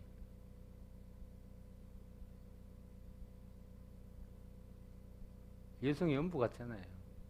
그리고 진달래라는 건 결국은 여러분 진달래 꽃이 피는 것은 암술 수술이 만나서 그런 거잖아요. 그럼 결국 뭡니까? 그게 식물이지만은 교미를 한 거잖아요. 교미를 해서 봄에 꽃이 폈으니까, 그것도 분홍색 꽃이 폈으니까 이런 봄날에 여자 남자가 만나서 사랑행위를 하는 거 맞아떨어지는 거예요. 그러니까. 그래서 춘정이란 그래서 하는 거예요. 봄정. 봄의 정이라는 건 그게 욕정이거든요. 결국 말하면. 춘정이라는 거는. 이게 또 결국은 담뱃대를 물고 있는데, 여러분들 이게 끝동이거든요. 끝동. 이렇게 끝동하고 이게하고 이 밑에하고 색깔이 있으면 삼회장이라고요. 삼회장은 뭐 색깔이 있는 옷은 삼회장인데, 삼회장 옷은 기생이 있거나 반가, 양반가 여성들이 입는 거예요. 그리고 이게 끝동이 남색이면은 나 결혼했다. 그 다음에 자주꼬름이 있으면 나 애도 있어. 그런데 양반이 아니면은 요것만 있거나, 이 삼회장에는 반회장이나 없는 거야. 이제 무명옷이에요. 그러니까 이거는 기생이 담배 때문에 전형적인 기생의 모습이고 전형적인 가채, 얹은머리란 말이에요. 봄날에 이렇게 춘정을 나누는. 자, 이거 보세요. 이거 보면 배가 볼록하죠? 여자가 임신을 했어요. 임신을 하고 눈을 감았잖아. 이거는 환희 연락이 빠진 거예요. 여성은. 그리고 남성은 아직 좀 미진한 듯 이렇게 뒤에서 이제 포옹을 하고 있는 거죠. 아주 노골적으로. 이거는, 상상에 맞게 어쨌든 간에. 성행위를 하고 있는 건지, 한 뒤인지, 여러분 생각을 해보세요. 이게 19금인가 잘 모르겠지만, 그 다음에 여러분들, 방송에서 한참 이야기 하잖아요. 노인의 성. 들어봤죠? 여러분 부모님보다 조금 더 나이 드신 분의 성. 이미 18세기에 이야기를 한 거예요. 그러니까 할머니와 할아버지가 성행위를 하는데 잘 안 되는 거예요. 그렇지만 노인에게도 성은 있다. 말하고 싶은 건 이거거든요. 지금 할머니, 할아버지 그냥 일상생활에서 만날 수 있는, 당대 일상에서 만날 수 있는 노인네들이란 말이에요. 노인네들의 성. 우리 시대보다 훨씬 앞섰잖아요. 뭐 나이가 들면 욕망 없어요? 음악 들으면 안 돼요? 영화 보면 안 돼? 아니잖아요. 한 번도 생각 안 해봤죠, 여러분들. 물론 나이가 안 먹어서 그렇겠지만. 여러분 부모님이나 한번 생각해 보세요. 욕망은 세대와 관계없는 거예요. 몸이 허락하고 하는 그건 둘째 문제고, 내 마음에 있는 욕망.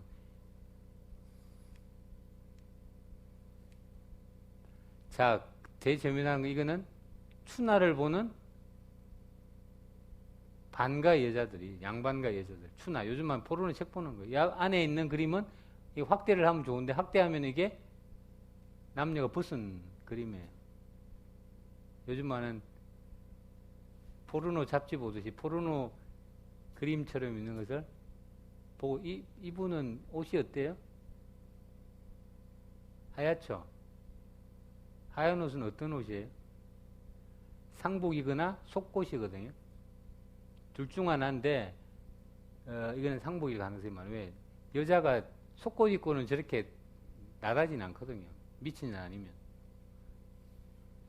머리에 꼭 꽂은 년 아니면은 절대로 저렇게 속옷을 입고 있진 않다면, 그게 상복을 입은 거예요. 아까 이야기했잖아요. 상복을 입고는 욕망을 분출하거나 욕망을 직접 행동을 옮기면 안 된다 그랬잖아요. 그건 하고 있잖아요. 그림에서 말해주는 거예요. 왜? 상복 입으면 욕망을 분출하면 안 돼? 라고 이야기를 하고 싶은 거예요, 지금. 왼쪽에 있는 여자분, 예? 표정 보세요. 좀 아주 익숙한 듯이 쳐다보고 있죠? 흰 옷 입었죠? 다리 안에 딱 걸치고 있잖아요. 정숙하지 못한 폼이죠? 그렇잖아요. 그리고 야는 머리들 딴 거 보니까 또 이게 보면 사매장으로 입었으니까 반가의 여성이에요. 시집안간 처녀란 말이에요. 그런데 뭐해요? 걔가 뭐하고 있어요? 요즘 걔는 교미를 못하죠. 그 주인이 시켜줘야지. 아니면 거세시켜버리니까. 잔인하죠, 인간은. 근데 이 아들은 뭐예요? 교미하잖아요. 이 아들 또 뭐예요? 새. 새들 교미하잖아요. 얘는 뭐예요? 관찰자예요. 그러니까 이게 이중 관찰이래. 이 사람들은 야도 보고 야도 보고. 근데 야는 야를 보는 거예요. 동족이. 혼자 남아있으니까. 혼자 남아있는 심정은 이 사람 과부예요. 이걸 상징하는 거예요. 그리고 요게 새가 또 있어, 이게. 요놈하고 요놈하고. 야들도 지금 서로 사랑 나누기 전에 서로 구애를 하는 거예요, 지금. 이 새, 요 새. 근데 여기 개구멍이 있잖아요. 그런데 봄에 한참 새가 지저귀면서 이 개구멍으로 개가 들어와서 교미하고 사랑을 나누려고 하고 사랑을 나누는데, 자, 나무봇에 꺾어졌죠. 그리고 잔가지 하나만 남아있잖아요.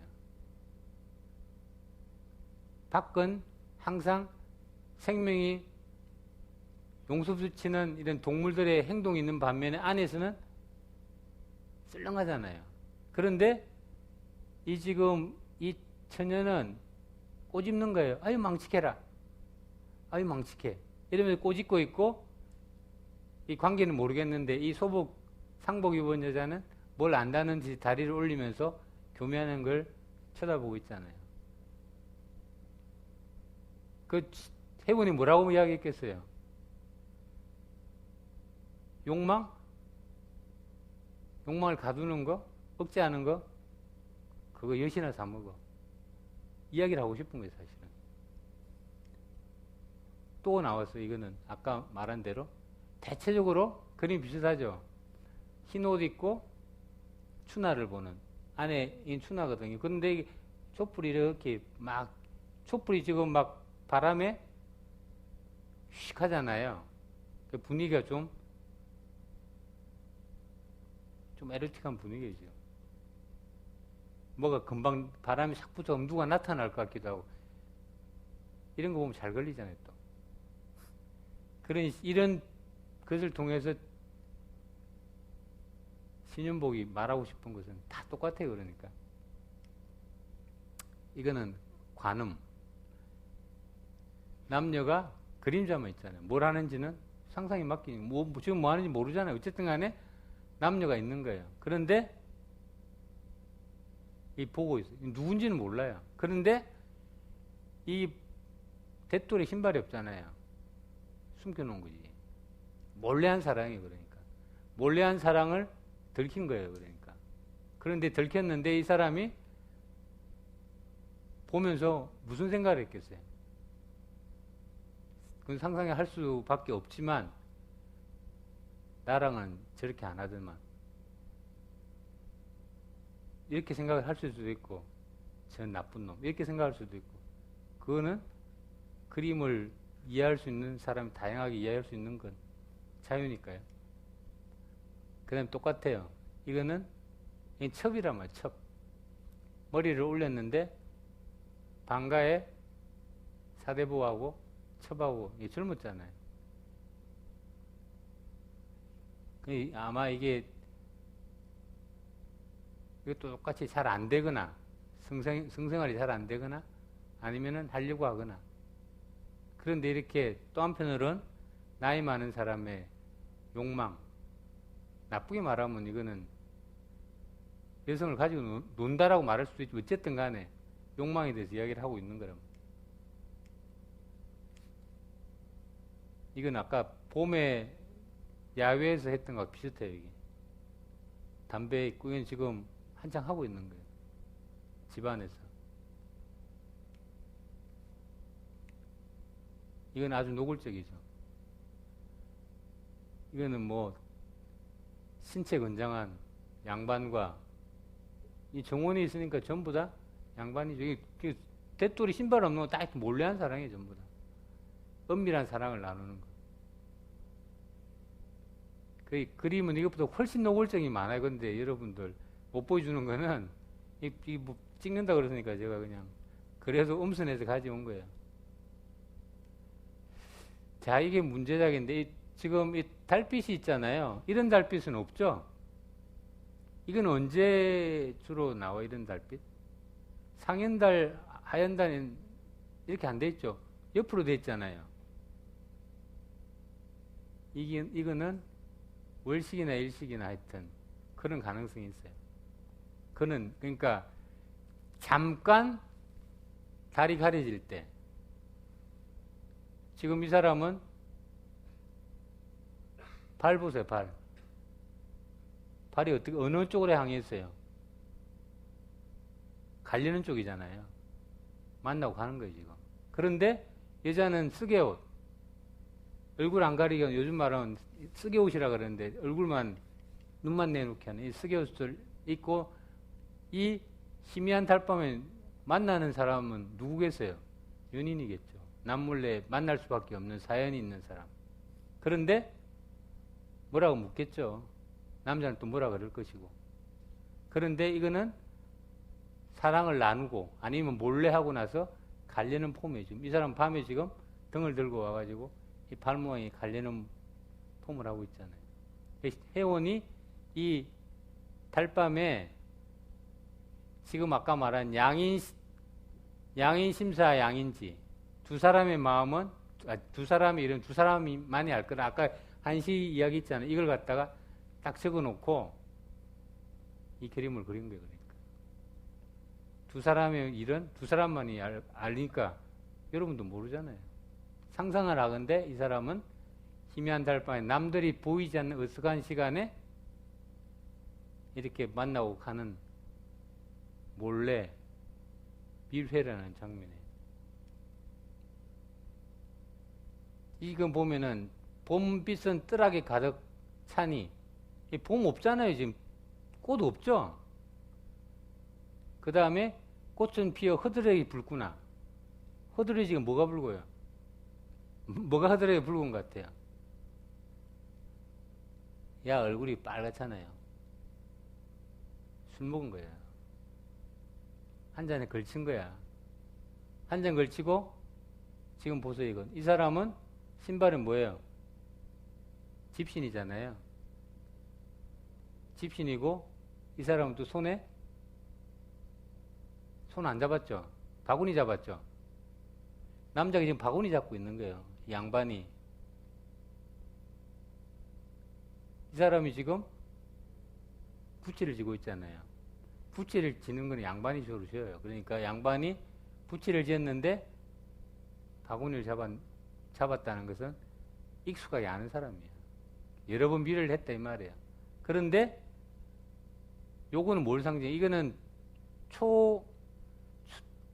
풀로 만든 정자거든요. 정자 같은 건데 이걸 띠모자에 정수리 정자에서 모정이라 그래요. 모정은 주로 기와로 하는데 이거는 남근을 상징해요. 남근을 상징하고 결국은 뭡니까 이게? 이런 것들은 여성의 연부를 상징하는 거예요. 그 또 하나는 이게 지금 바구니 안에 풀이 있는 거예요. 풀이란 것은 이것도 여성을 상징하는 거예요. 남성 상징. 그리고 술 한 잔 걸치고서 요즘 말하면 뭐라고 하는데 그건 무슨 사랑 이야기를 했든 뭘 했든 간에 이야기를 하는데 익숙하게 아니까 이 사람이 그렇게 거부를 안 하는 거지. 그 장면을 지금 포착을 한 거거든요. 이거는 좀 이상하죠. 이게 젊은 정자가는 선 젊은 양반이 이렇게 썼다는 거는 갓 결혼을 한 거죠. 갓 결혼을 해서 지금 보세요. 이거는 이 뭐예요? 집신을 신고 그 다음에 이거는 아무것도 안 지니까 이거는 주로 자기 집 몸종이에요. 몸종. 종인데 소년 전홍. 소년이 홍을 전이랑 꺾다 이런 말이거든요. 불금을 꺾는다는 건 처녀를, 여성을 꺾는 걸 이야기하는 거예요. 상징하는 거예요. 소년이 여성을 갖다가 가지는 거죠. 그러니까 빽빽한 잎에 초록이 짙게 들이우니 가지가지에 붉은 꽃잎 덧뿌리네. 이것도 보세요. 잘 보세요 한번. 이거는 뿌리가 있는 이렇게는 이런 것들은 뭐가 흘러넘치는 느낌이고 그 다음에 이거는 뿌리가 있고 이거는 남근을 상징하고 이런 것들은 전부 다 여성을 상징하고 그러니까 빽빽한 초록이 짙게 들으니 가지가 붉은 꽃잎 흩어 있다는 건 결국은 이 젊은 막 장가간 이 양반이 자기 몸종을 갖다가 데리고 논다 이런 말이에요. 그러니까 욕망에 대한 것을 어떤 식으로든지 노골적으로 표출했다. 이건 긍정적이고 생산적인 욕망은 아니지만 어쨌든 간에 그렇다는 거예요. 이거는 여러분 초약권이라고 혹시 아세요? 기생머리 얹는다는 말? 예전에는 동기가 어린 기생이 처음 남자하고 자는 걸 초약권이라고 그래요. 첫날 밤 권리를 사는 걸 초약권인데 이 초약권을 사는 장면이에요. 이거는 이 사람은 노구라 그래요. 늙은 할망. 요즘 말하면 성중매쟁이에요. 그런데 이 사람은 얘의 동기의 초약권을 사기 위해서 뭘 이야기하는 거예요. 지금 뭐라 그러잖아요. 아주 간격이 짝이 없는 얼굴이잖아요. 그리고 뒤로 돌아앉은 동기는 얼굴은 안 보이지만은 지금 초약권을 샀는지 살려고 하는지는 모르지만은 하여튼 옷을 벗고 중간에 있는 노구할미가 초약권을 중매를 하는 거예요. 초약권을 살려면 어떻게 해야 되냐? 좋은 친구도 사주고 좋은 옷도 환불 해줘야 되고 요즘 말하면 1년 동안에 연회비를 내야 돼요. 그래야 초약권을 살 수 있는 거예요. 첫날 밤에 기생이 머리를 얹을 수 있는 거예요. 주로 누가 하느냐? 별감들이 많아요. 어떤 별감? 대전 별감 중에 무예 별감. 칼 쓰는 애들 있죠? 호위무사들. 이런 사람들이 주로 고객인데 어쨌든 간에 이런 식으로 초약권을 사는 건데 시가 재밌잖아요. 이 옆에 시가 이렇게 쓰인 거예요. 국화더미 집을 둘러 도연명의 집인데 이 시내에 그런 거예요. 울타리를 둘렀는데 해는 뉘엿뉘엿. 꽃 중에 국화만 사랑한 건 아니지만 이 꽃 피고 나면 다른 꽃 없어서라네. 내가 꼭 너를 사랑해서는 니를 살려고 하는 게 아니고 니 없으면 지금 다른 사람이 없기 때문에 그래도 니 때문에 니라도 내가 같이 자야 되겠다 이런 시예요. 그러니까 아주 이거는 노골적으로 성을 매매하는 것을 비꼬기도 하고 이런 욕망들을 이야기하고자 하는 거죠. 자, 제1학구는 뭐냐? 지금 엉덩이 쑥 빠져있죠? 이 아이잖아요. 근데 아이가 뭘 가지고 가려고 그러는데 남녀가 방 안에서 뭘 하고 있어요. 그런데 들어가지도 못하고 나오지도 못하고 엉덩이를 쭉 빼고 있잖아요, 지금. 그런데 뭐는 알아. 뭐 하는지는. 그러니까 이러지도 못하고 저러지도 못한 이런 상황. 그러니까 이거는 사실은 춘하에서 에로틱이나 욕망을 분출하는데 가장 예술적으로 높은 것은 덜 보여주는 거예요. 덜 보여주는 방식으로 말하는 것. 이것이 사실은 회화에서 가장 예술성이 높고 상징성이 높고 말하고자 하는 것을 많이 말할 수 있는 그런 구도가 되는 겁니다. 제 강의는 이걸로 마치도록 하겠습니다. 사학과 1, 2학번 박정근이라고 합니다. 아까 얼핏 들었던 것 같은데 부르주아 얘기하시면서 좀 더 자유로워졌다 욕망의 분출이 그랬던 것 같은데 제가 잘 들었는지 모르겠지만 근데 제가 다른 수업 같은 데서 배운 바로는 이제 부르주아의 가정 질서가 그 이전보다 더 가부장적이었고 권위주의적이었다고 배웠거든요. 근데 이제 물론 비교의 대상을 뭘로 해야 하는지 문제가 생길 텐데 중세 얘기하시면서 많이 가부장적이고 권위적이었다고 했는데 중세 농민들이나 이런 좀 상층 사람들이 아닌 하층의 대다수의 사람들은 오히려 그런 면이 더 였지 않았나 생각이 듭니다. 그래가지고 중세를 단순히 가부장적이고 권위적이었다고 일반화시킬 수 없다고 생각이 들거든요. 이에 대해서 어떻게 생각하시는지 궁금하십니다. 지금 서양의 이야기를 하는 거죠? 네. 동양이나 서양이나 뭐 다 비슷할 텐데요. 이제 부르주아의 탄생과 폭스가 이야기하는 성에 있어서 관념이 좀 바뀌었다는 것은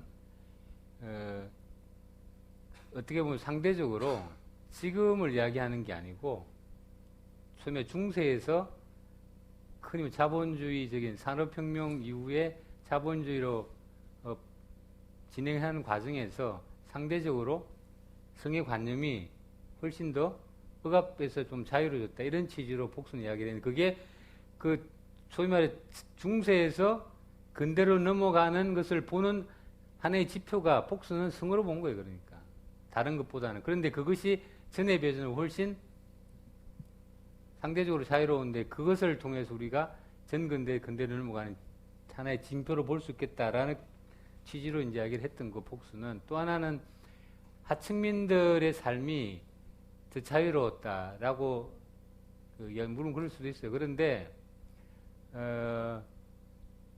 하층민의 삶이라는 게 사실은 이렇게 드러나는 것이 자료로서는 어떻게 됐는지는 뚜렷하지가 않아요, 사실은. 그래서 우리가 이제 추측하는 몇 가지 자료라든지, 뭐 중세, 동양도 마찬가지, 서양도 마찬가지인데, 성이 훨씬 지금 개방적이었다는 이런 취지로 말하고 싶은 거죠. 상대적으로 양반보다는. 그런데 어떻게 보면은 개방적인 면도 있지만 더 폭력적인 것도 있어요. 훨씬 서양의 중세는 그 귀족이나 그런 사람들은 사실은 가부장적인 것도 있지만은 남녀의 문제에서 어떤 경우는 재판을 받아 이혼도 해야 되고, 조선도 마찬가지예요. 그런 면에서는 오히려 밑에보다는 훨씬 더 개방적인, 성에 대해서는 상대적으로 개방적이고, 밑에 있는 사람들은 그럴 필요도 없는 거죠. 남성이 그냥 하고자 하는 대로 바로 폭력을 행사하거나 바로 내 집 쫓아버리거나 뭘 갈 데가 없잖아요. 그런 면에서는 꼭 그렇게 밑에 하층에 있는 사람이 귀족이나 이런 사람들에 비해서 성에 좀 자유롭고 그랬다. 이거는 반드시 그렇게 단선적으로 이야기를 할 수는 없는 부분이 있고, 물론 상대적이긴 한데, 그런데 대체적으로 우리가 이야기를 할 때는 위에나 아래나 그렇게 비슷하게 가요. 근데 대체적으로 비슷하게 가다가 어떤 일이 일어나냐면은 상층에서 했던 일 그대로 하층에 이월되어서 상층의 방식대로 모방하려고 하거나 따라가려고 하는 것들이 중세는 동해 서양 양에서 동서를 막론하고 비슷해요. 그거는. 그래서 동아시아에서도 위에서 하는 것을 양반이 하는 것을 따라하거나, 예를 들면 제사는 서민 안 지도 되거든요. 예라는 것은 서인에까지 내려가지 않아도 되는 거예요, 본래. 예라는 것은 불화서인, 서인에까지 내려가지도 않아도 되는데, 양반이 하는 걸 그대로 17세기는 자꾸 따라하게 되니까 그게 하나의 풍조처럼 되듯이, 서양도 마찬가지예요. 그거는 개별적으로는 다양한 사례가 있을지는 모르지만 전체적인 맥락에서는 서양이건 동양이거든 그 당시는 결국은 귀족이나 양반의 문화가 결국은 많은 부분을 차지하기 때문에 그런 문화들이 아래로 내려가는 것들이 보편적인 일이었고, 대신에 어느 시기가 오면은 그게 이제 바뀌게 되는 것들은 그 아까 말한 산업혁명 이후에 자본주의가 일어난다거나, 우리 같은 경우는 새로운 사유가 발생해서 경제력이 확 높아져 가지고 되는 그 시대는 전면적이진 않지만은 상하가 약간씩 역전이 되는 조짐이 보이는 거지, 그게 19세기 끝날 때까지 역전됐다 이렇게는 아무도 이야기를 안 해요. 먼저 그 김홍도나 신윤복 씨 그 그림들을 많이 보았는데, 그 그림들이 누굴 위해서 그런 그림들을 그리게 되었는지가 궁금하고, 또 하나는 굉장히 그 당시에도 유명한 사람들이었을 텐데 그런 그림을 그릴 수 있는 사회적 분위기가 형성되었었던 건지, 네, 그게 궁금합니다. 하나는 거꾸로 이제 두 번째부터 질문에 답을 하자면, 신윤복은 도화서 화원에서 쫓겨났다는 말이 있는데 확인되는 건 아니고, 그러니까 아버지 신한평은 도화서 화원이 맞는데 자기는 요즘 말하면 국가에서 공식적으로 시직해서 그림 그린 사람이 아니었어요. 대신에 김홍도는 도화서 화원 중에서도 차비대령 화원이라고 그래서 국왕이 특별 관리하는 국왕 전담 소속의 요즘 말하면 그림을 그리는 사람이었어요. 그러니까 신분적으로 말하면은 도화서 화원에 해당되는 가문의 출신이고 그런 능력과 그걸 있지만은 어쨌든 간에 신윤복과 김홍도는 다르고, 그런데 그렇게 그릴 수 있었던 이유는 사회적인 수요가 있었어요. 양반도 있었고 몰래. 그 다음에 또 하나는 18세기에 한양가에 보면은 광통교에 그림이 걸렸는데 추나 그림 어쩌고 저쩌고 하는 내용이 나와요. 18세기 한양가에 보면 18세기에 서울의 풍경을 그린 것이 한양가란 요즘 말하면 긴 가사인데, 그 안에 광통교에 추나 그림이 걸렸다는 것은 수요가 있었다는 거예요.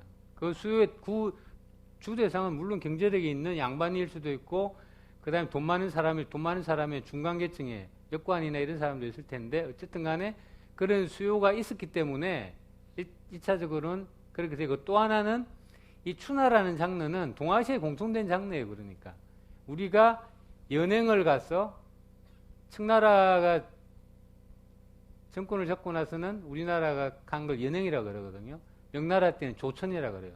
천자의 날에 조에 가고, 그 다음에 그러기 싫으니까 야만족이라고 생각했던 청나라 이민족이 정권을 잡을 때는 그런 말 하기 싫으니까 그냥 영경에 갔다 연행이라고 그래서 그 기록을 연행록이라고 그러고, 또 하나는 우리가 통신사, 조선 통신사라 그러는데 일본 에도 막부 시대에 일본에 가서 외교 활동을 했던 통신사라 그러는데, 연행 갔던 북경 유리창, 그리고 에도 시대의 대판, 그리고 지금 동경, 에도에 있는 시대는 추나 그림이 너무 많은 거예요. 그러니까 그래서 그걸 갖다가 사가지고 오는 거예요.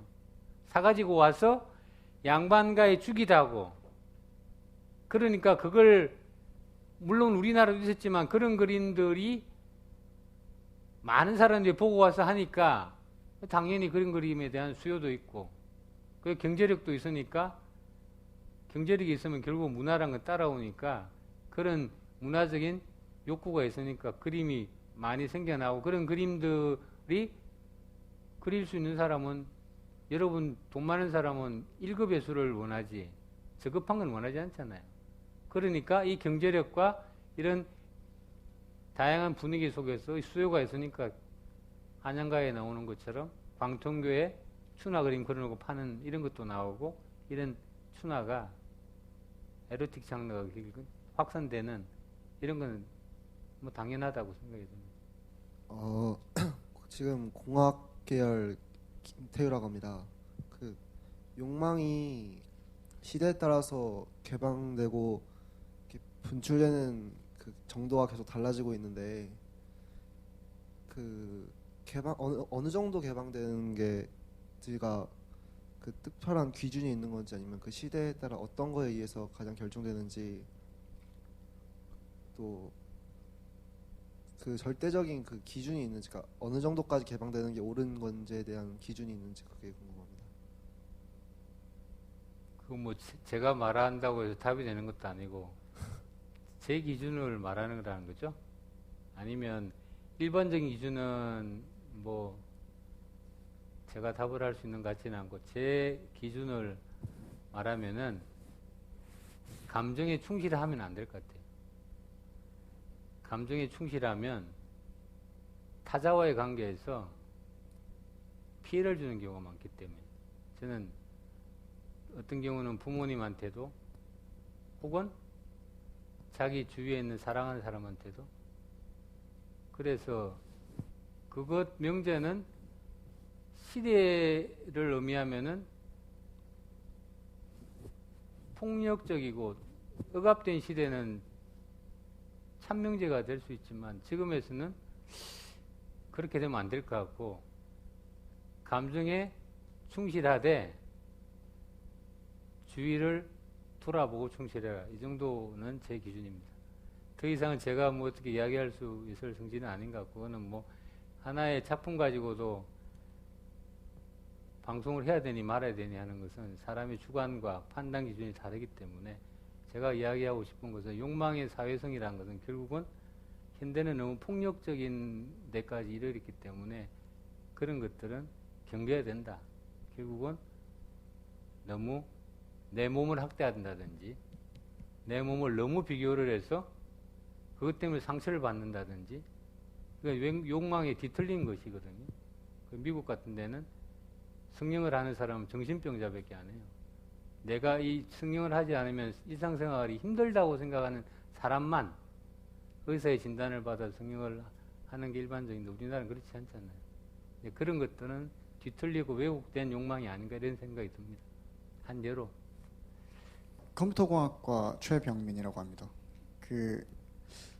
제가 가끔 뭐 선인들 말씀 이런 거 읽는 걸 좋아하고 하는데, 조금 충격을 받은 게 이제 뭐 노인이 몸종을 든다던가, 양반이 이제 뭐 첩까지는 그렇다고 치더라도 그런 부분에서 좀 충격 아닌 충격을 받았는데, 이제 사실 글귀 같은 데서 보면 다들 보이는 건 사실 여색을 멀리하고 뭐 대부분 약간 당연시되는 말만 사실 교과서처럼 보인 건지는 모르겠는데, 그래서 이제 궁금한 게 사실 그런 말씀하시는 분들도 공공연하게 사실 몸종은 그냥 물건이기 때문에 거리낌 없이 그런 행동을 하면서도 그런 말씀이 가능하신 건지, 아니면 저런 건 그냥 풍자를 하기 위해서 어떤 단편만 보여준 거고 실제로는 좀 그렇지 않은 건지, 그래서 약간 그 정도를 알고 싶습니다. 그 유명한 사건이 하나 있는데요. 공자나 주자가 말씀하신 대로 하면은 양반들은 축첩제도를 부정해야 돼요. 첩을 두면 안 돼요. 근데 세종시대 유명한 사건이 있었는데 첩을 두는 문제를 가지고 법정 공방이 벌어져요. 요즘은 의전회의에서 공방이 벌어졌어요. 그런데 그 명분론적으로 말하면 욕망을 억제하고 천리를 보존해야 되는데 자기 부인도 있는데 첩을 두면 안 되잖아요. 그 경론을 벌이다가 그냥 미봉책을 써버려요. 어떤 식으로 하냐면 그냥 어물쩍 넘어가 버려요. 그게 이제 관습이 돼서 첩 제도가 용인이 되는데, 허조라는 유명한 정성이 그걸 인정을 해요. 인정을 하면서 그냥 넘어가 버리는데, 거꾸로 말하자면은 대부분의 사대부들은 말씀하신 것은 말씀이고 일상생활은 일상생활이에요. 그러니까.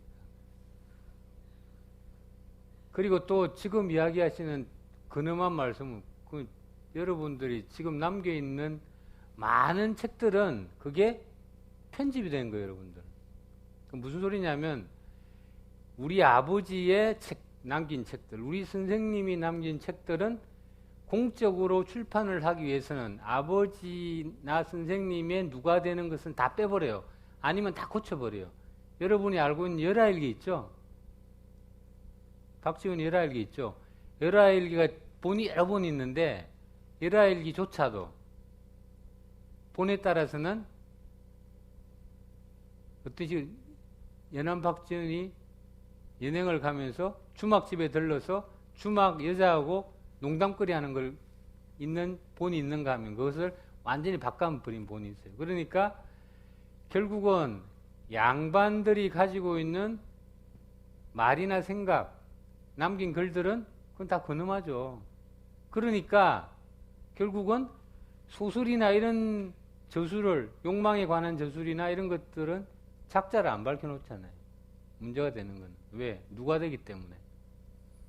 그렇기 때문에 대부분의, 뭐 100%는 안 그렇겠지만 대부분의 사대부들의 말씀은 말씀이고 일상생활에서는 축첩도 하고 그 다음에 욕망을 갖다가 다른 방식으로 소위 말해 건강하지 않은 방식이 풀기도 하고 그건 당연한 거예요. 그거는 그걸 부정해버리면 그 시대 사람이 아니거든요. 아니죠, 당연히. 그럴 수는 없잖아요. 그러니까 가부장적이라는 게 그냥 대체적으로 말하면 저 내면으로부터 나와서 내 일상생활에 전부 다 부정을 하면 근대인도 그렇게 안 돼. 현대인도 안 되는데 현대인도 아무리 어떤 사람도 그럴 수 없잖아요. 그거는. 그 뭐 중세 사람들은 더 말할 건 뭐 있겠어요. 말씀은 말씀인 거죠. 그러니까 근엄한 말씀은 안 되니까 말을 하는 거. 될 것 같으면 당연한 말을 뭐라 하겠어요. 안 하지. 안녕하세요. 저는 경제학과 13학번 윤나영이라고 합니다. 네, 아까 전에 그 교과서에서는 그런 선과 관련된 문학 작품들이 뭐 정치적인 의도에서나 그런 게 선별돼서 볼 수가 없다 하셨잖아요. 근데 서양 그 작품, 르네상스 시기의 작품들을 봤을 때는 되게 제가 친숙한 그런 작품들이 많았거든요. 나체의 그런 그림들임에도 불구하고.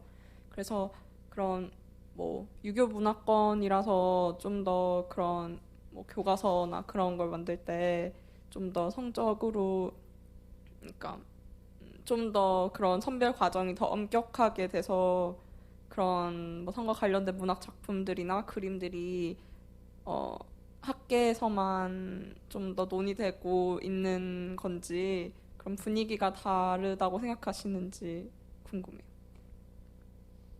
교과서는 기본적으로 국가관하고 그다음에 사회 체제 여러 가지가 결부되어 있기 때문에 간단하게 말할 수 있는 건 아니지만 특히 이 교과서의 작품 선택은 그 우리나라는 교과서가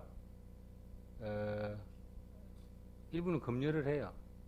그러니까 거꾸로 말하자면은 마음대로 절수할 수 있는 것이 아니라는 거죠. 그래서 작품의 선택이나 집어넣는 것은 우리가 원하는 만큼 들어갈 수도 없고 들어가지도 않아요. 예를 들면 교과서 심사위가 떨어져요. 그러면 그런 경향이 많기 때문에 또 하나는 작품 전체를 봤을 때 지금 여러분들은 공교육을 받는 사람이잖아요. 공교육의 대상은 청소년들이 이 작품을 배워서 어떠한 교육적인 효과 이런 걸 따지기 때문에 작품에서 그 부분을 특기해서 집어넣는다 이러면은 그 거꾸로 질문하면 작품의 핵심이 이거냐? 이렇게 물어요. 그렇게 질문하면 그건 아니잖아요, 사실은. 그 아까 말한 것은 주제를 정하기 위한 춘향전만의 그건 하나의 방편이고 도구인데 이제 그렇기 때문에 그것만을 강조해서 넣을 수 없고 또 그걸 넣었을 때 작품 전체에서 어떤 식으로 맥을 잡을 것인가도 고민스럽고 하니까 그래서 대체적으로 교과에서는 무난한 것 그리고 어느 누가 봐도 그게 계급석이든 그 다음에 그게 어떤 양성평등이든 어쨌든 간에 어느 누가 봐도 무난한 것만을 교과서에 넣어서 탈없이 가르치는 거예요. 그러니까 당연히 못 들어가는 거죠. 그거는 서양하고 우리나라하고는 문화적인 차이도 있고 또 하나는 그 교과서 제도가 좀 다른 면도 있고 그 다음에 우리나라의 공교육의 목표가 서양하고 또 다른 면이 있고 하기 때문에 그거는 뭐 하나로서 이야기할 수 있는 것은 아니에요. 교과서 문제는 제가 전문가이기 때문에 감히 말하건대 그건 우리나라 지금 현실에는 절대 못 들어가요. 교과서에 넣는 순간 아마 90%는 낙방될 그 교과서는 채택이 안 된다 이 말이에요. 그 조선시대 그 성생활에 대해서 말씀하실 때 그 신윤복하고 그 김홍도 그림을 주로 예를 들으셨는데 그 둘이 여인의 성생활에 관한 것도 그런 그림도 많이 소개를 해주셨는데 그 둘이 남자잖아요. 근데 여인의 성생활을 남자가 묘사를 했는데 이게 얼마나 신빙성이 있는지 그 의구심이 들어서 네. 그 결혼했잖아요, 김홍도. 네. 신윤복도. 그럼 됐죠, 뭐. 그리고 그 사람들 다 기방에 가요. 아, 그러니까 뭘 이상할 게 없죠. 리얼리티죠, 그거는. 네. 관념에서 놓은 게 아니거든요. 사실 초반부에서 좀 이론적으로 설명하시기 때문에 제가 약간 이해도 안 되는 부분도 몇 개 있었고 좀 뒤로 가면 갈수록 좀 옛 선인들을 다시 볼 수 있었던 그런 계기가 되지 않았나. 그림들 통해서도 그렇고 제가 약간 성적인 거에 크게 관심이 없어서 잘 몰랐는데 이번 강의를 통해서 좀 더 어째 관심을 가지게 됐다고 할 수 있을 것 같아요. 예를 들어 그 화가들 소개하는 것에서 김홍도나 뭐 신윤복 그 사람들 옛 선인들이 어떻게 그런 그림을 그리게 되었는지 특히 질문을 하신 사람들을 통해서 좀 색다르게 다가왔거든요. 그 부분이 좀 그 점이 가장 기억에 남았던 것 같아요. 옛 선인들이 어떻게 그런 생각을 하고 계셨을까.